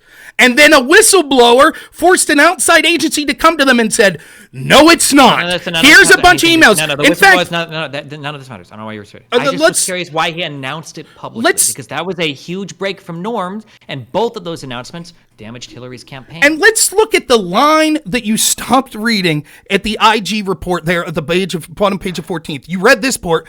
The FBI's inaction had potentially far-reaching consequences. Next line, quote, Comey told the OIG that had he known about the laptop in the beginning of October and thought the email review could have been completed before the election, it may have affected his decision to notify Congress. Comey told the OIG, I don't know if it would have put us in a different place, but I have liked to have had the opportunity. Then it says, Comey's decision to notify Congress on October 28th. Following the briefing by the mid-year team on October 27, 2016, Comey authorized the mid-year team to seek a search warrant, telling the OIG it had volumes of emails and presence of BlackBerry emails on the laptop. As we described in Chapter 13, McCabe joined this meeting. The issue of notifying Congress about the Wiener laptop was first raised at the October 27th briefing. Over the course of the next 24 hours, numerous additional discussions occurred within the FBI. As we described in Chapter 10 or report, the factors considered were Comey's belief that failure to disclose the existence of emails. Wait, where did you just... Well, holy shit. Oh, page 14. Of the Wiener... No, page 15 now, right? Yeah, so that was... I started on page 14, so now we're on page 15. Quote, first, Comey's belief that failure to disclose the existence of the emails would be considered an act of concealment. Well, isn't that what I said? That he was worried the American people would say, he said the investigation was closed, and then they reopened it, and that he lied to us. He covered this up. Are you willing to admit you're wrong? The American public? Rob, I don't even know what the fuck we're talking about right now. Hold on. Is this belief that failure to disclose the existence of emails would be an act of concealment to the American public or to Congress or what? Let me read this slowly again, right? The issue You don't have to reread it. I can read. Well, you're not doing a great job then. Because it's answering your questions. I have read all this before. I just didn't know where it was in this document because I just searched them. So as you're talking, I literally go to the paragraph you stopped, and it's answering the questions almost verbatim in the way that I answered them to you, with you saying there's no proof. It's just my conjecture. So can I read the reasons that James Comey announced this? Isn't that what you're waiting for? Let's read them. 1, his belief that failure to disclose the existence of the emails would be considered an act of concealment. 2nd, the belief that Comey had an obligation to update Congress because discovery was potentially significant and made his prior testimony the investigation was closed no longer true. 3rd, you ready for this one? An implicit assumption that Hillary would be elected president, which is exactly what I said. He was worried that she would be elected president, and this would be seen as him concealing it, so he was forced to announce, hurry up and close the investigation, which is exactly what I told you. Wait, you told me that a whistleblower had pressured him to fear that the information would leak. Yeah, I heard you. Yeah. So the reason that they reopened it was the whistleblower. The reason that he went public, he thought Hillary Clinton was going to win. That is not the reason. That's like one of like 10 reasons listed here. Okay, you want to go through the rest? They're all in conjunction with what I said there. Concern that failing to disclose resulted in an accusation the FBI had engineered a cover-up to help get Clinton elected. Concerns about protecting the reputation of the FBI. Concerns about the perceived illegitimacy of a Clinton presidency that would follow from a failure to disclose to discover the emails if they proved to be significant. Concerns about the electoral impact concerns about the electoral impact of any announcement, and the belief that the email review could not be completed before the election. Right. Why wouldn't any of these apply to the Trump thing? What are you talking about? Why wouldn't they use any of these reasons to announce the ongoing Trump investigation? Well, the Trump investigation was leaked. Like, for instance, wouldn't Comey's belief here that not announcing the Trump investigation would be a concealment? Or wouldn't Comey feel like, I guess, an implicit assumption that Clinton would be elected president? I don't understand this rationale, I guess. Okay, first, let me just say, I'll answer your question, but that's a pivot, right? So I was correct, and I would appreciate acknowledgement that I was correct as to why it was reopened and why it was announced that it was reopened. I was correct. Almost all of those reasons.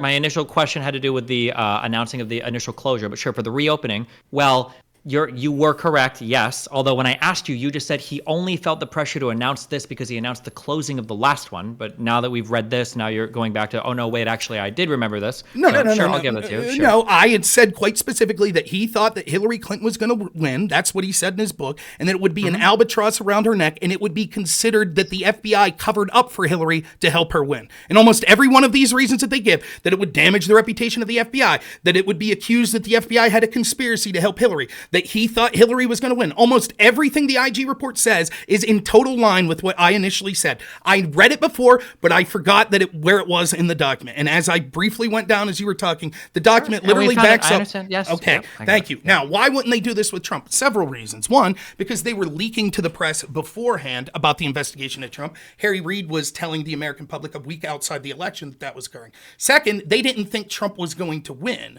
Right? Third, they were going after Trump, and probably because they were biased against Trump, knew that they would be bringing some form of criminal charges. Had they thought Trump was going to win, I think the calculus would change. I think they would have had more overt or covert leaks of the actual investigation into Trump because they thought that it possibly could have hurt his chances. But they thought that they had it all wrapped up. Comey thought Hillary was going to win.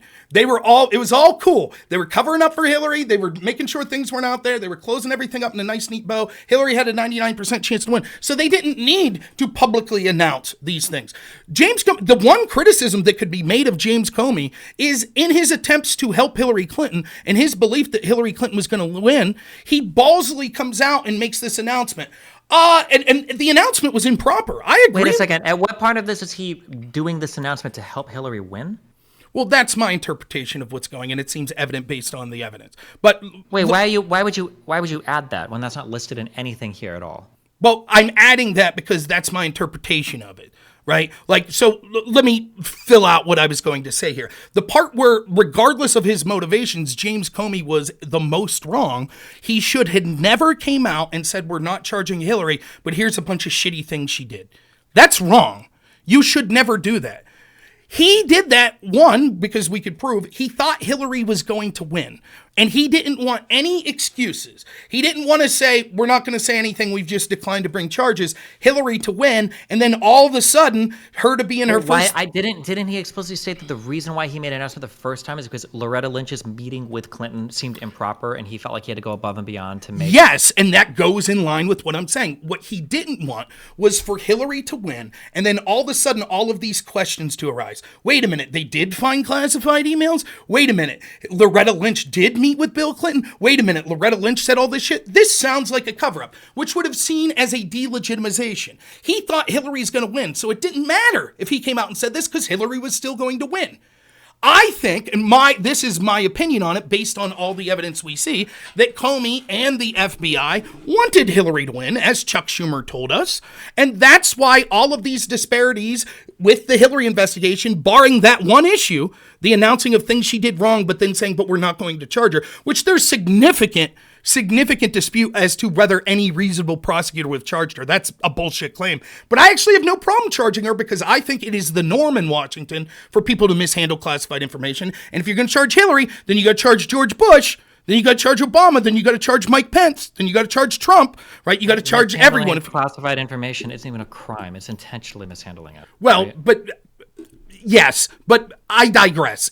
I think that it was beyond dispute that she intentionally set up that server, knowing that there would be classified information. Nonetheless, it doesn't matter. It doesn't.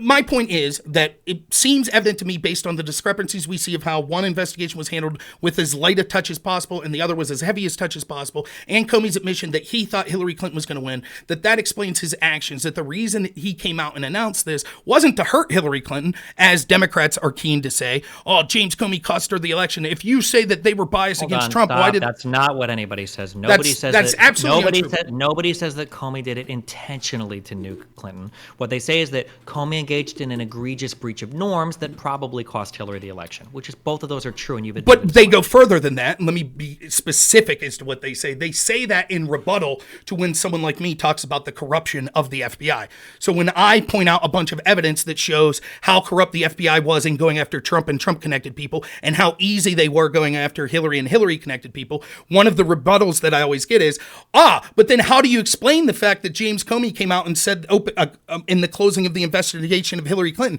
and the reopening of the investigation 3 days before the election? Well, I just gave you the evidence. He didn't do that because he was trying to harm Hillary Clinton. The evidence strongly suggests otherwise. No, he was doing it because he was trying to buoy his reputation or the reputation of the FBI. Right. And he thought Hillary was going to win, and he didn't want this to be seen as, a potential of the FBI. Hold on. He didn't think that his announcement would damage her so much that it would affect it, but he was still the priority here was always the reputation of the FBI. Again, it's also, he talks about how he thought Hillary would win. So if you're talking about the reputation of the FBI. Wait. But when he's saying here, I thought Hillary would win, the reason he's saying this is because, well, sure, this might damage her, but she's going to win anyway. That's the whole point. Okay. Of bringing that point up, right? Okay. So if he's concerned, would you say the reputation of the FBI would also be in ensuring that the president and the person that was going to be in charge of the FBI had a good relationship with the people of the FBI? Could that be a potential for upholding the reputation of the FBI to the leader of the FBI, the next president? Not necessarily. But it could be, correct? That he's trying to maintain the reputation of the...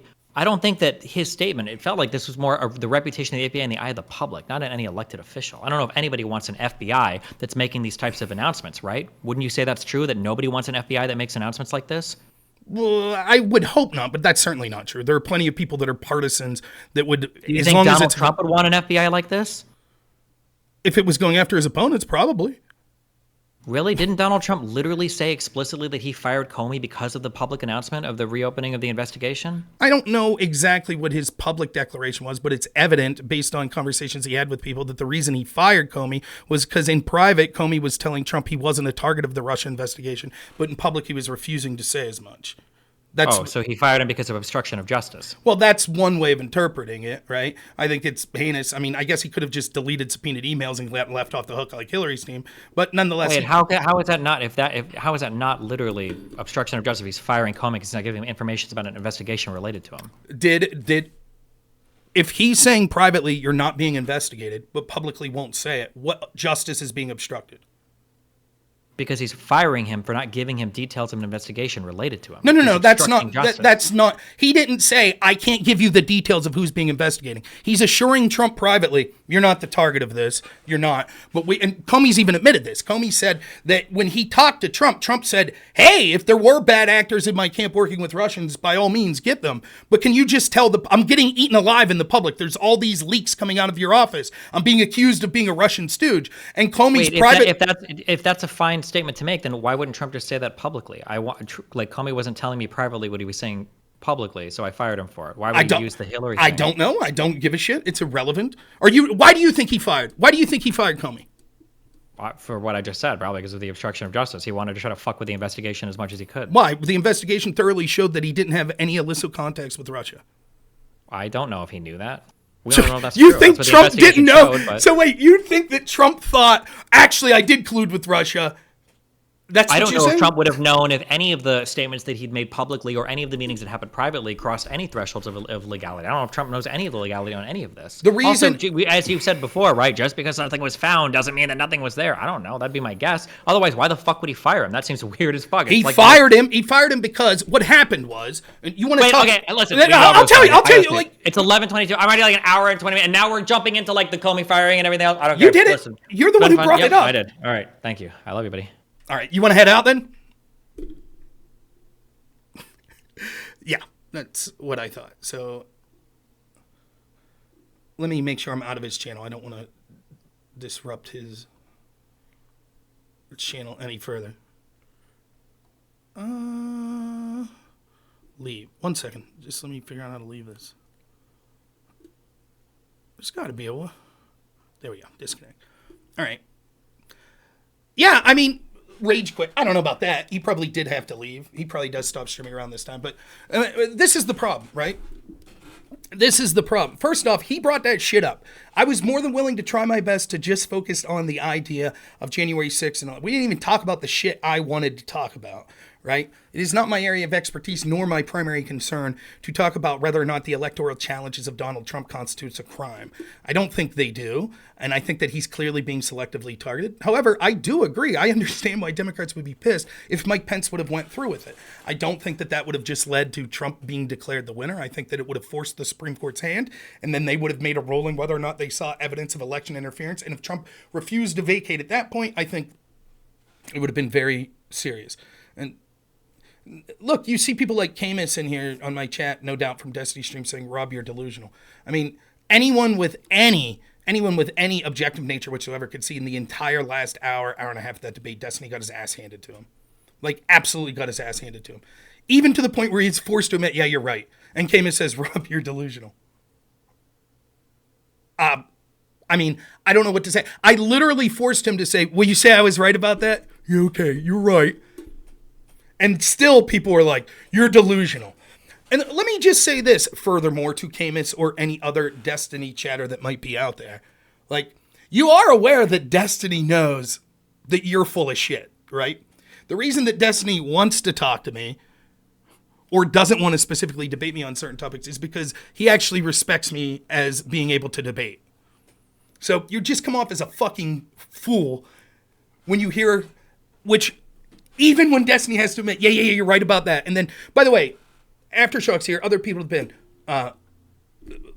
the accusation that Destiny has used me in the past. By the way, I thank Destiny for his time. I wish him no ill will or anything like that. But I will talk shit. He's free to talk shit and say he won the argument or two. I don't care about that. The accusation that he makes is he'll nail me on a point, and then I'll, without conceding it, pivot onto something else. Isn't that exactly what Destiny did the whole time? That's exactly what he did. He wanted, and again, he's the one who brought up, why did Comey announce the reopening? I said why. I was definitively, after an hour of going through the document, was definitively proven true. And what's he immediately do? But then why didn't they do that with Trump? Exactly what he does. And that's what I'm accused of. Almost every time we go into one of these reports, I would say with 98% accuracy, I'm fucking right with what it says.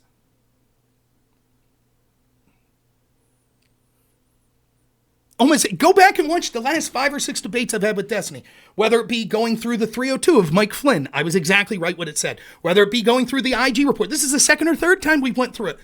The reason this gets brought up over and over again is there are certain things that Democrats or defenders of the FBI will do. There are certain key moments that they'll keep bringing up. One of those key moments that they see that sounds good narratively to their audience is, well, if the FBI was so biased against Trump, why did they reopen the investigation into Hillary? Well, I've told Destiny 3 or 4 times. Every time we go to the IG report, every time the IG report says, 6 months from now, I'll debate Destiny, and him or someone in the chat will say this again. And when I say, let's go back to the IG report, they'll act like we haven't gone through it 2 or 3 times already. Every time, that's what occurs.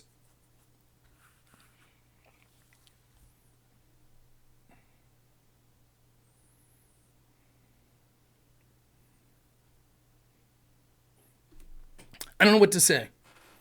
He's doing better on the idea of whether, Trump intended. Look, the fact is this, I don't know why it's hard. You could hate Donald Trump and come to this conclusion. You could think Donald Trump's stupid, he's arrogant.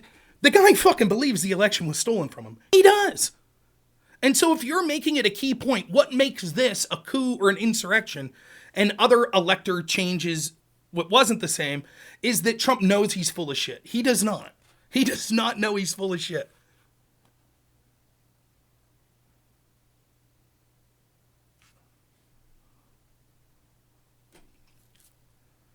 They'll tactically run away. Maybe. But I ask you this. Do you see any other people, right-wingers, that every time they debate Destiny end up on the better hand of it? Like that. And what's crazy is when we talk about specific... he's like, name me even one. Even on the, name me even one thing Trump could have believed. Hypothetically, that he could have believed. It's all been debunked about the election not... going his way. So I cite the Pennsylvania court in 2022. Granted, that court decision was overruled, but that wasn't a settled issue until 2022. So it's quite clear. Trump, and I know Trump could have thought that. You want to know how I know? Because I was literally talking to one of the best journalists in the state on a weekly basis named Todd Bartley, who I had a radio show with, that was talking about that election challenge. That election challenge was brought by a friend of mine, Bradford County Commissioner Doug McClinko, who was the one who initially brought the court case saying that mail-in voting was against the Pennsylvania Constitution. So I absolutely knew about it.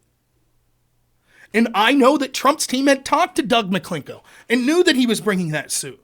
I forget who the other people were that attached to that suit. I had Doug McClinko on my show talking about that election suit. For an hour, he came on and joined me on the show. Now, we didn't get to where I was, and I think that ultimately I had to take the reins a little. I have no problem playing second fiddle, or that's not the way to put it. I have no problem leading someone else control the direction of a discussion. That's fine. Destiny invited me on his show to talk about things. I mentioned before we went live, I have no idea exactly what he wants to talk about, so I don't mind letting him steer the direction. I legitimately thought when he said January 6th that would either be one, talking about the Colorado case, which he quickly is like, I don't want to talk about that. Okay, that's number one. Or number two, talking about the day of January 6th and whether the fighting and all that shit was an insurrection. Instead, when he said January 6th, what he really wanted to talk about was not January 6th. It was the electors, the alternate electors. Well, that was an ongoing process that sort of, I guess, culminated on January 6th. But nonetheless, I had no problem with that. But it's clear that he controlled the direction of the debate and moved on every time that... So he's like, name me one potential thing. So I name him Pennsylvania. He has to concede I was right about Pennsylvania. Yeah, but that's just one state. Okay, let's go to Georgia. Let's go to the chain of custody issues in Georgia, which I still don't believe have been resolved. But the best he could say is there was a claim of its resolution in 2021. Okay, that's after January 6th. So again, that's two states then that Trump could have thought, wait a minute, I think I have legal recourse that I could win these states.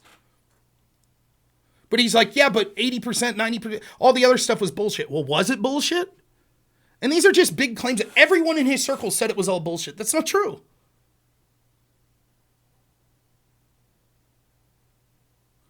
Yeah, I always get owned by Pisco. How's that? What's the last debate me and Pisco did? Jabal Bowman. How'd that one go, Dwayne Thomas? Remember that? When Pisco said it was more likely that Jabal Bowman pulled a fire alarm to unlock the... How'd that go? How'd that go for Pisco? How'd those debates about Russiagate go? About the FISA warrants being illegal? How'd that shit go for Pisco? Not so good. The Burisma debate, he thinks he's on to something. He hasn't said shit. It's just People that will overlook the corruption, like yourself, I'm guessing Dwayne Thomas, will say, no, Pisco's right. It was all resolved. Nothing to see here.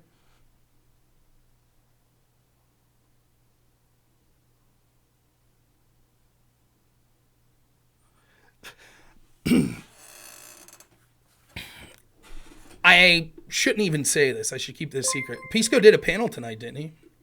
Someone reached out to me from that panel and asked me what I would say about the Colorado case. I hope they use some of my arguments. Right, they asked a theory. Right, floating a theory doesn't make it an insurrection. It's a legal theory.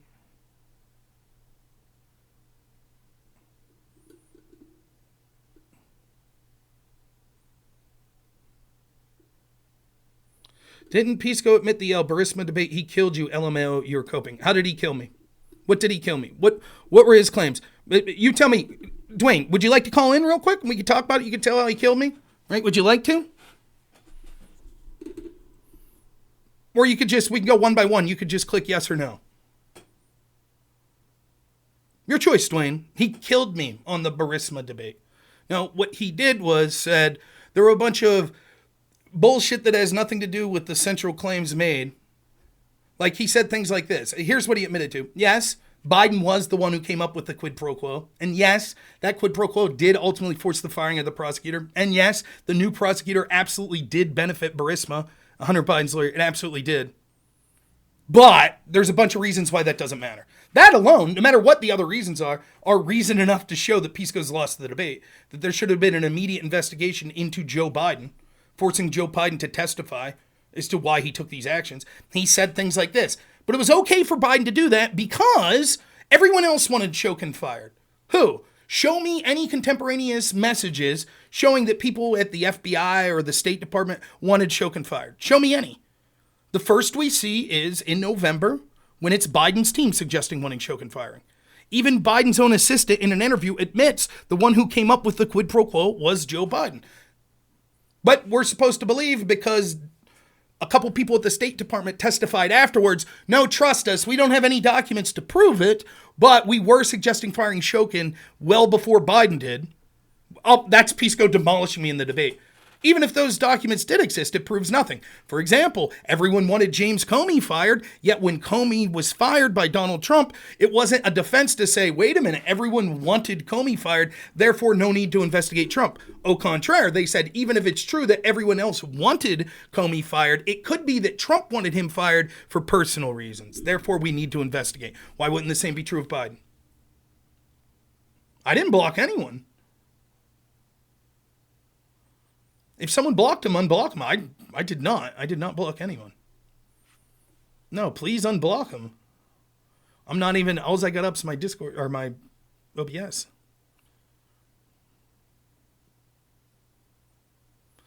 What are my thoughts with 2024? I think Democrats will win. I think Trump's got an 85 to 90% chance of being the nominee for Republicans. I think the amount of dirt and crazy shit that will come out going into the 2024 election will be insane. I think Democrats will win. Oh, you only blocked him for 300 seconds. Okay, well. Now Pisco's saying later, oh, it's all debunked, right? Because actually, in 2016, in January 2016, separately, the FBI opened up a bribery investigation into Zlochevsky. Cool, what'd they find? We know Zlochevsky was bribing people, so what'd they find? Oh, nothing ever?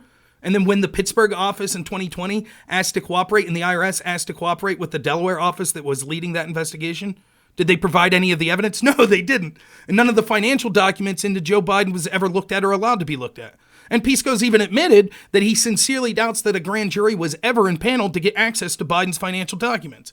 So great, there was a bribery investigation into Zlochevsky. And what that allows is for cover for people to say, wait a minute, if Joe Biden and his team at the State Department forced the firing of Shokin, which they have to admit was of benefit to Burisma, it allowed Burisma to come back in Ukraine, allowed them to start their business back up, allowed them to get good PR in Ukraine to make them working members of Ukrainian society again and continue business as usual, something they were unable to do while Viktor Shokin was in office. They say, but none of that matters because an investigation into the United States into Zlochevsky opened, which never did anything. So, a horse of peace, that's proof. That's bullshit. Am I okay with them winning? Well, of course I'm not. What are my thoughts on that? Really bad. It'll get bad.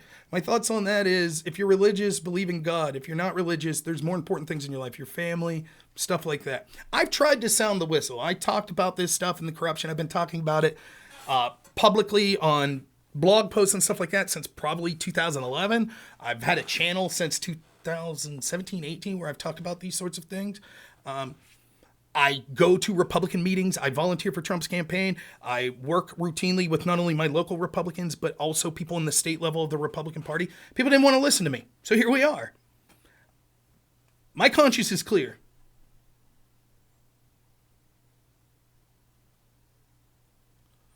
Well, just kidding. That was something that I was going to get to. The other thing is why Trump would be hesitant to believe people. Again, there is no explanation proffered by anyone, including the IG makes a point to say this. And Aftershock and other people that were watching my channel just last week on the 20th, I believe it was, 8 days ago, I stayed up until the wee hours of the morning watching the IG report, or IG Horowitz testify for 6 hours in front of Congress. And it's clear that he's saying, we are not given an explanation for why all this bad shit happened in the investigation into Trump, particularly with the fire.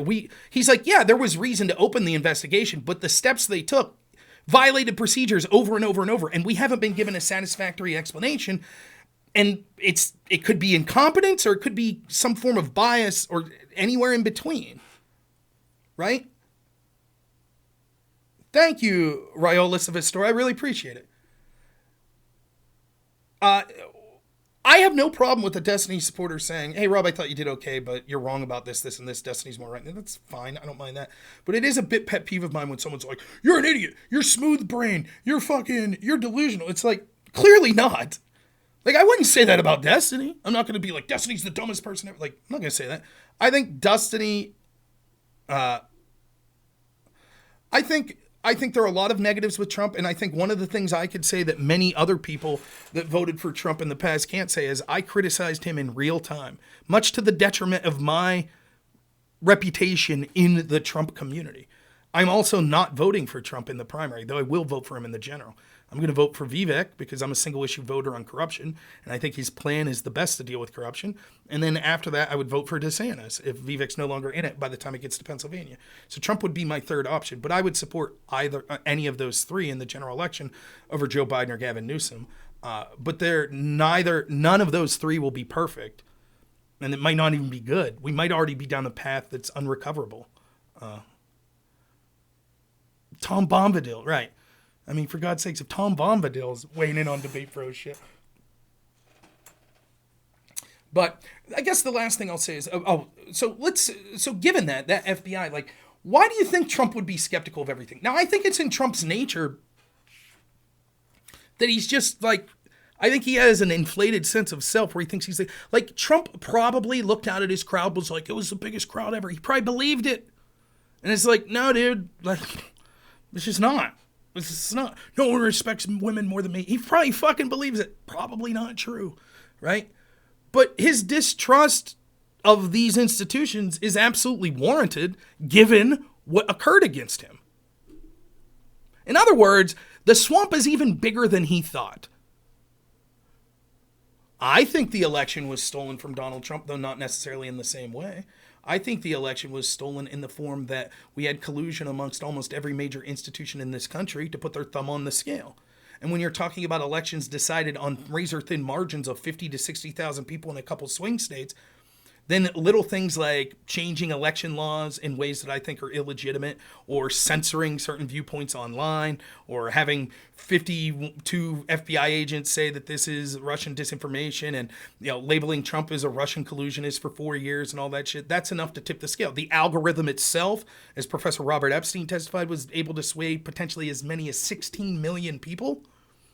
So to me, that's all tantamount to stealing the election. And I said this, people could fucking criticize me all you call me a conspiracy theory all you want. I said this the day after the election.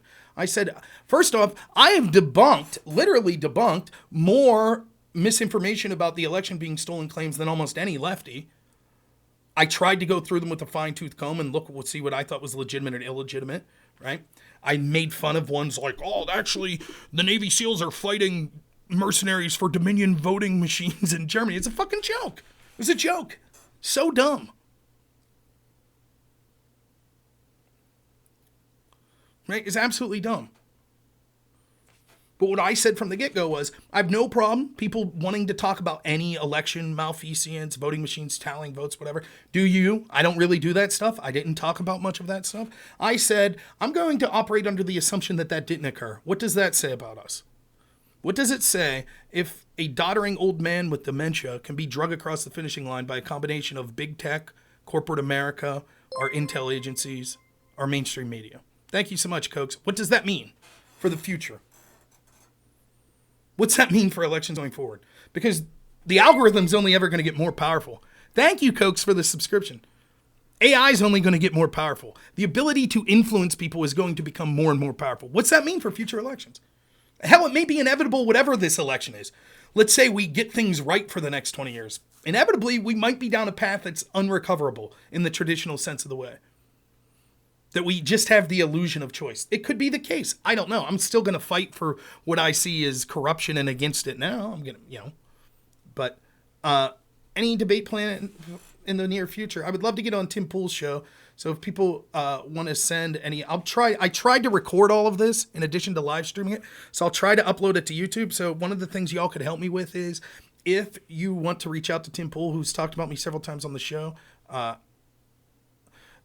yeah, I think the 2020 Time magazine article is absolutely damning because what it shows is that there was a ground game to do things like influence changing of election systems, have social media companies censor information they thought was hostile to Joe Biden, promote evidence they thought was hostile to Donald Trump. All of this talks about a concerted effort amongst groups. It may not even be illegal if you're not talking about government agencies. It may not be illegal, but these institutions have so much power to influence so many people like Google, in the algorithm, or Facebook, or Twitter. Thank you, that man. So last thing I'll say is this, it becomes incredibly frustrating. And I've talked about this with Pisco, Destiny, and other people over and over again. Notice how they default to, but the FBI didn't say anything was wrong. So for example, when you read the IG report there, you have to understand, I feel the IG is being very professional, unlike James Comey. See, the IG knows he can't just come out and be like, dude, it's my fucking feeling that these people were biased. And that's why they did. He can't say that. He can only say, here's what we found evidence for. Now we're kicking it off to another group to investigate. That's all he could do. So he's very careful not only in his report, but in his testimony. You could see. And you could see when Republicans are asking him, it's like, you're not saying that you didn't find evidence of bias. Or he's like, no, I'm not saying that. And you're not saying that you find that bias didn't affect these decisions. No. In fact, you're saying these are very troubling decisions. Yes, I am. And you're saying they need answers. Yes. And you're saying you haven't seen satisfactory answers. Yes. And you think it's very important for the public to trust the FBI. And if we don't get answers to these questions, it'll damage their trust in these institutions. Yes. He's saying all of that. And then the Democrats come on and they basically repeat the lines that you hear people like Destiny and Pisco. But you didn't find any evidence that said that the reason they did this was bias. No, we did not. And Russia did interfere, right? Yeah. And there was reason to start the investigation. Yeah. Well, it's because the bar is so low for starting an investigation, right? And the problem is they look at every action that the FBI took in a vacuum. And still many times they found wrongdoing in both the Russia investigation and the Hillary investigation. But the problem is if you take a step back and don't look at them all in a vacuum, the picture becomes quite clear. Hillary's team, they're giving everyone immunity. They have them for obvious crimes. They deleted subpoenaed evidence. They knew that only 2 or 3 people could have did that. Still, they offered immunity. They allowed devices to be smashed. They allowed things that are against procedure, like they interviewed Hillary Clinton with Cheryl Mills and Huma Abedin with her.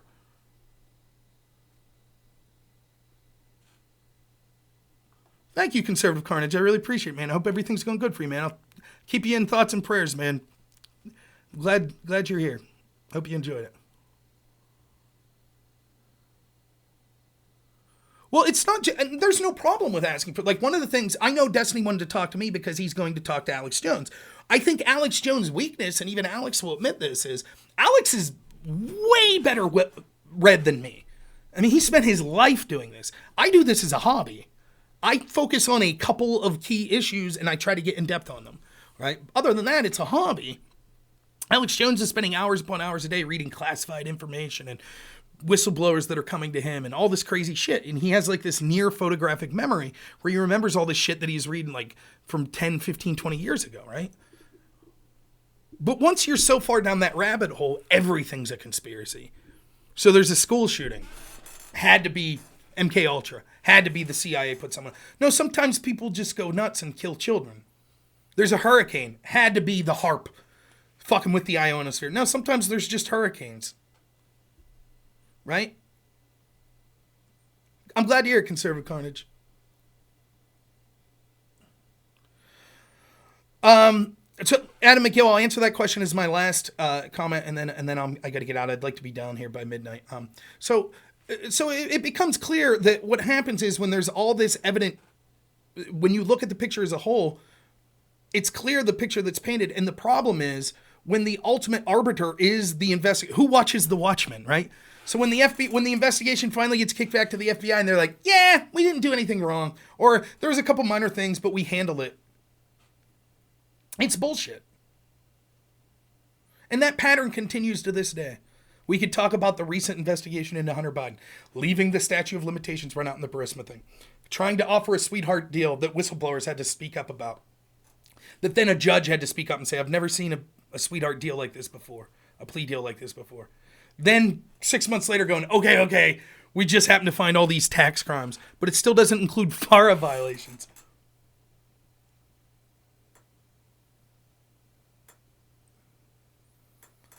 I mean, it's nonsensical. And again, it's stupid. And if you're new to my channel, go back and watch me talk to Pisco about the Jabal Bowman situation. The reason I'm so rude to Pisco in there is because it's one of the most disappointing. It's actually one of the biggest L's I ever took in an ironic way. It's a huge L, not because I lost that debate, because I objectively crush him in that debate. But it's an L because all of the people that told me, dude, you're fucking wasting your time talking to people like him because he's so biased, he's so partisan that he's bad faith. There's literally no evidence that you'll ever be able to present to him that would change his mind on the significant points that you're making about corruption and double standards of the FBI. There's nothing you could do. And when you watch him defend Jabal Bowman pulling that fire alarm, that's why I'm so incredulous to him, because I wasted literally hours of my fucking life. Someone that I'd said over and over to the chagrin of my audience that I actually liked talking to and liked as a person, even if we had significant disagreements. And I still don't hate him as a person, don't get it wrong. But what I realized was the people that kept telling me, dude, you're pissing your time away, were right. Now, I didn't piss my time away in that I had fun and it encouraged me to research more. But I pissed my time away thinking that I had a partner in the debate that was good faith. I did not. So if he can't, and now the evidence has came out, we see the video, it's clear that Jabal Bowman didn't even try to get out the door. He can't help himself. He can't say, yeah, I take that L, I was fucking wrong. Yep, he can't do it. Well, wait a minute, there's more questions to ask, blah, blah, blah, blah, blah. So what do you think the chances are his opinion on a more complicated issue like the Colorado case aren't incredibly biased? Doesn't mean that he would be wrong about anything. It's just that if he was wrong, it wouldn't matter. So that's what's frustrating to me. And Destiny, I didn't have I don't want to say a close relationship, but I didn't interact with Destiny near as much as I did Pisco. So that's why I'm more pissed off with Pisco, because it's like, what the fuck? What a waste. What a fucking waste.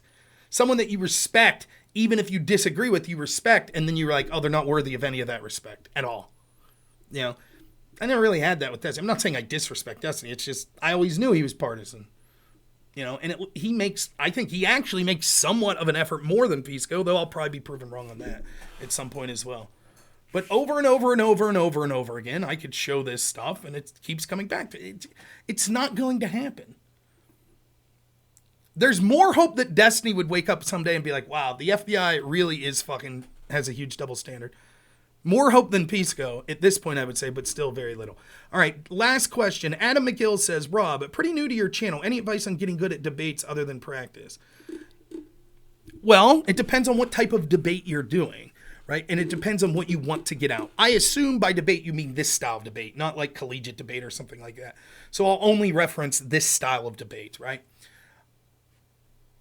You have to ask yourself what your goal is. Is your goal to win, or is your goal to get to some sort of truth or to learn more?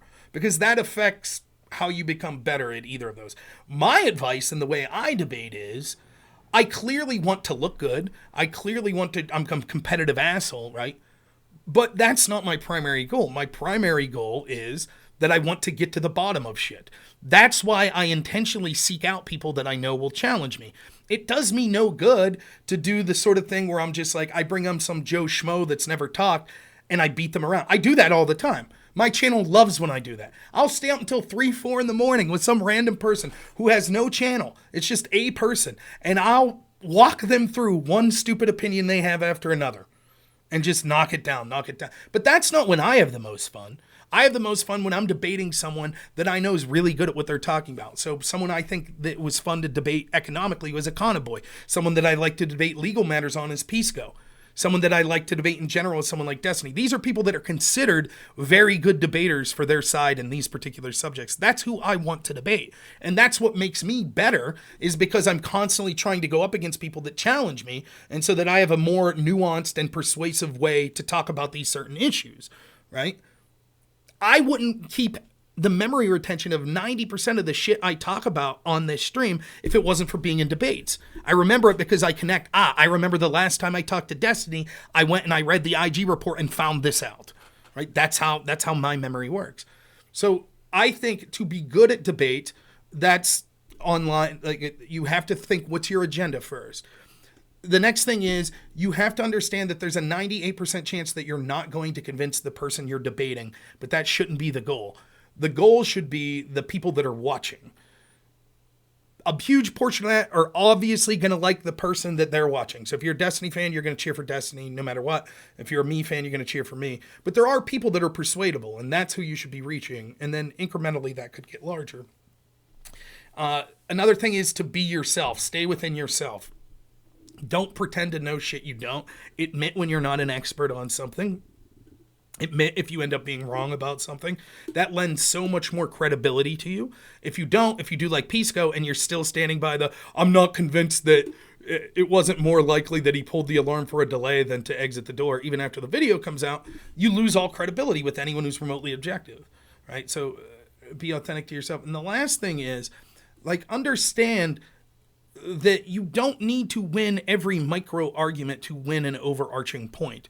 And one of the things that people that aren't concerned about the truth but are concerned about winning a debate are very good at doing is they could mire you down in little specific details that don't really speak to the greater story that's being told, right? So for example, you could focus on when you heard the parts where I'm talking to Destiny about look, this is what the whistleblower outside the FBI did. But wait a minute, Andrew McCabe, what position is he at the FBI? And was he the second? And Bill Priestley, and they didn't say it was a big deal, right? And so then you have to go through each of these one by one by one. And if you could do that, that's great. But what's more important is to be well, even if that's true, does that really affect the overall truth of what happened?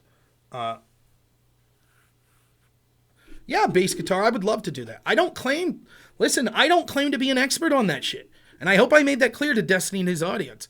You won't hear me. But what I do think from the bottom of my heart is that absolutely Donald Trump believed the election was stolen. Yeah, no problem, Adam McGill. I hope that helps. And even more importantly, because part of this style of debate is being a streamer or putting your image out there. The number one advice I could give to streamers, and I say this as someone who has 60 people watching me right now, this is not a fucking career for me. I am not a big time streamer. I could tell you a ton of shit I do wrong. But to me, if you want to have any amount of success, and I think I could say this about Destiny, and I think I could say this about most of the big streamers, is you have to have an amount of authenticity. The number one thing that you're selling to an audience is that you're you. If you try to be a Destiny clone or a Rob Noor clone, it ultimately will be hollow because other people will do it and people will do it better than you, right? So just be yourself. And there's probably an audience out there, if you're saying interesting things, that'll like you for you. And you're never going to find someone that 100% agrees with everything you say. There are large portions of my audience that absolutely despise many of my positions, like gay marriage. I support gay marriage. I have friends routinely that are streamers that I talk to all the time that can't stand my position on gay marriage. People at the Crucible, it is what it is. But I think the reason that they would still consider me friends or consider me worthwhile talking to is that I'm authentic. I'm not going to placate them and be like, yeah. Yeah, Andrew would be one. Right? I think Andrew likes me. I have no reason to disbelieve that. So anyways, I hope that answers your question. Anyways, I'll be trying to upload the full video of this. I know that I had connection issues for a second. I don't know why. But yeah, give it a shout out. If you want to clip this, that would be a big help to me. If you find parts in this debate you thought were very good and you'd like to clip them and put them on X or Twitter, tag me, tag Tim Pool or people like that. I know Aftershock always does that. Surian Bot always does that really great. So thank you to you all. Thank you to anyone I believe, or anyone that donated to me. I'm so sorry when I'm in the middle of a discussion or a debate. Oftentimes it's difficult for me to see. Particularly, the only one that actually pops up on my screen is Twitch, and I'm not streaming to Twitch right now. So if you donated money in YouTube, I probably missed it. But thank you, it means a lot. See, Lewis Joyston agrees. I'd be 70% cooler if I dropped the gay marriage shit. Drop the gay shit, see? It is what it is, you know? Stream is 2 different videos, but I did record it, and hopefully I'll upload it as one video then. Hopefully I'll have time to do that maybe tomorrow. So, all right, I'm going to be heading out. I hope you enjoyed this. Thanks to Destiny for having me on. Again, this was just impromptu. I think he wanted to talk to me before he goes and talks to someone like Alex Jones. I don't know if the commentary I had is similar to what he'll get with Alex Jones. I wish him well. My advice to him, if he wants to win a debate against Alex Jones, is to get him off on a red herring like interdimensional vampires or some shit.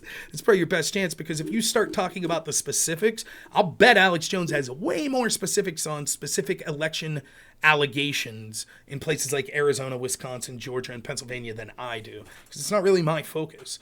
But for the sake of this, it's just, again, the impetus is on Destiny. It's crucial to his belief that he has to think Trump intentionally knows he lost, and I don't believe that.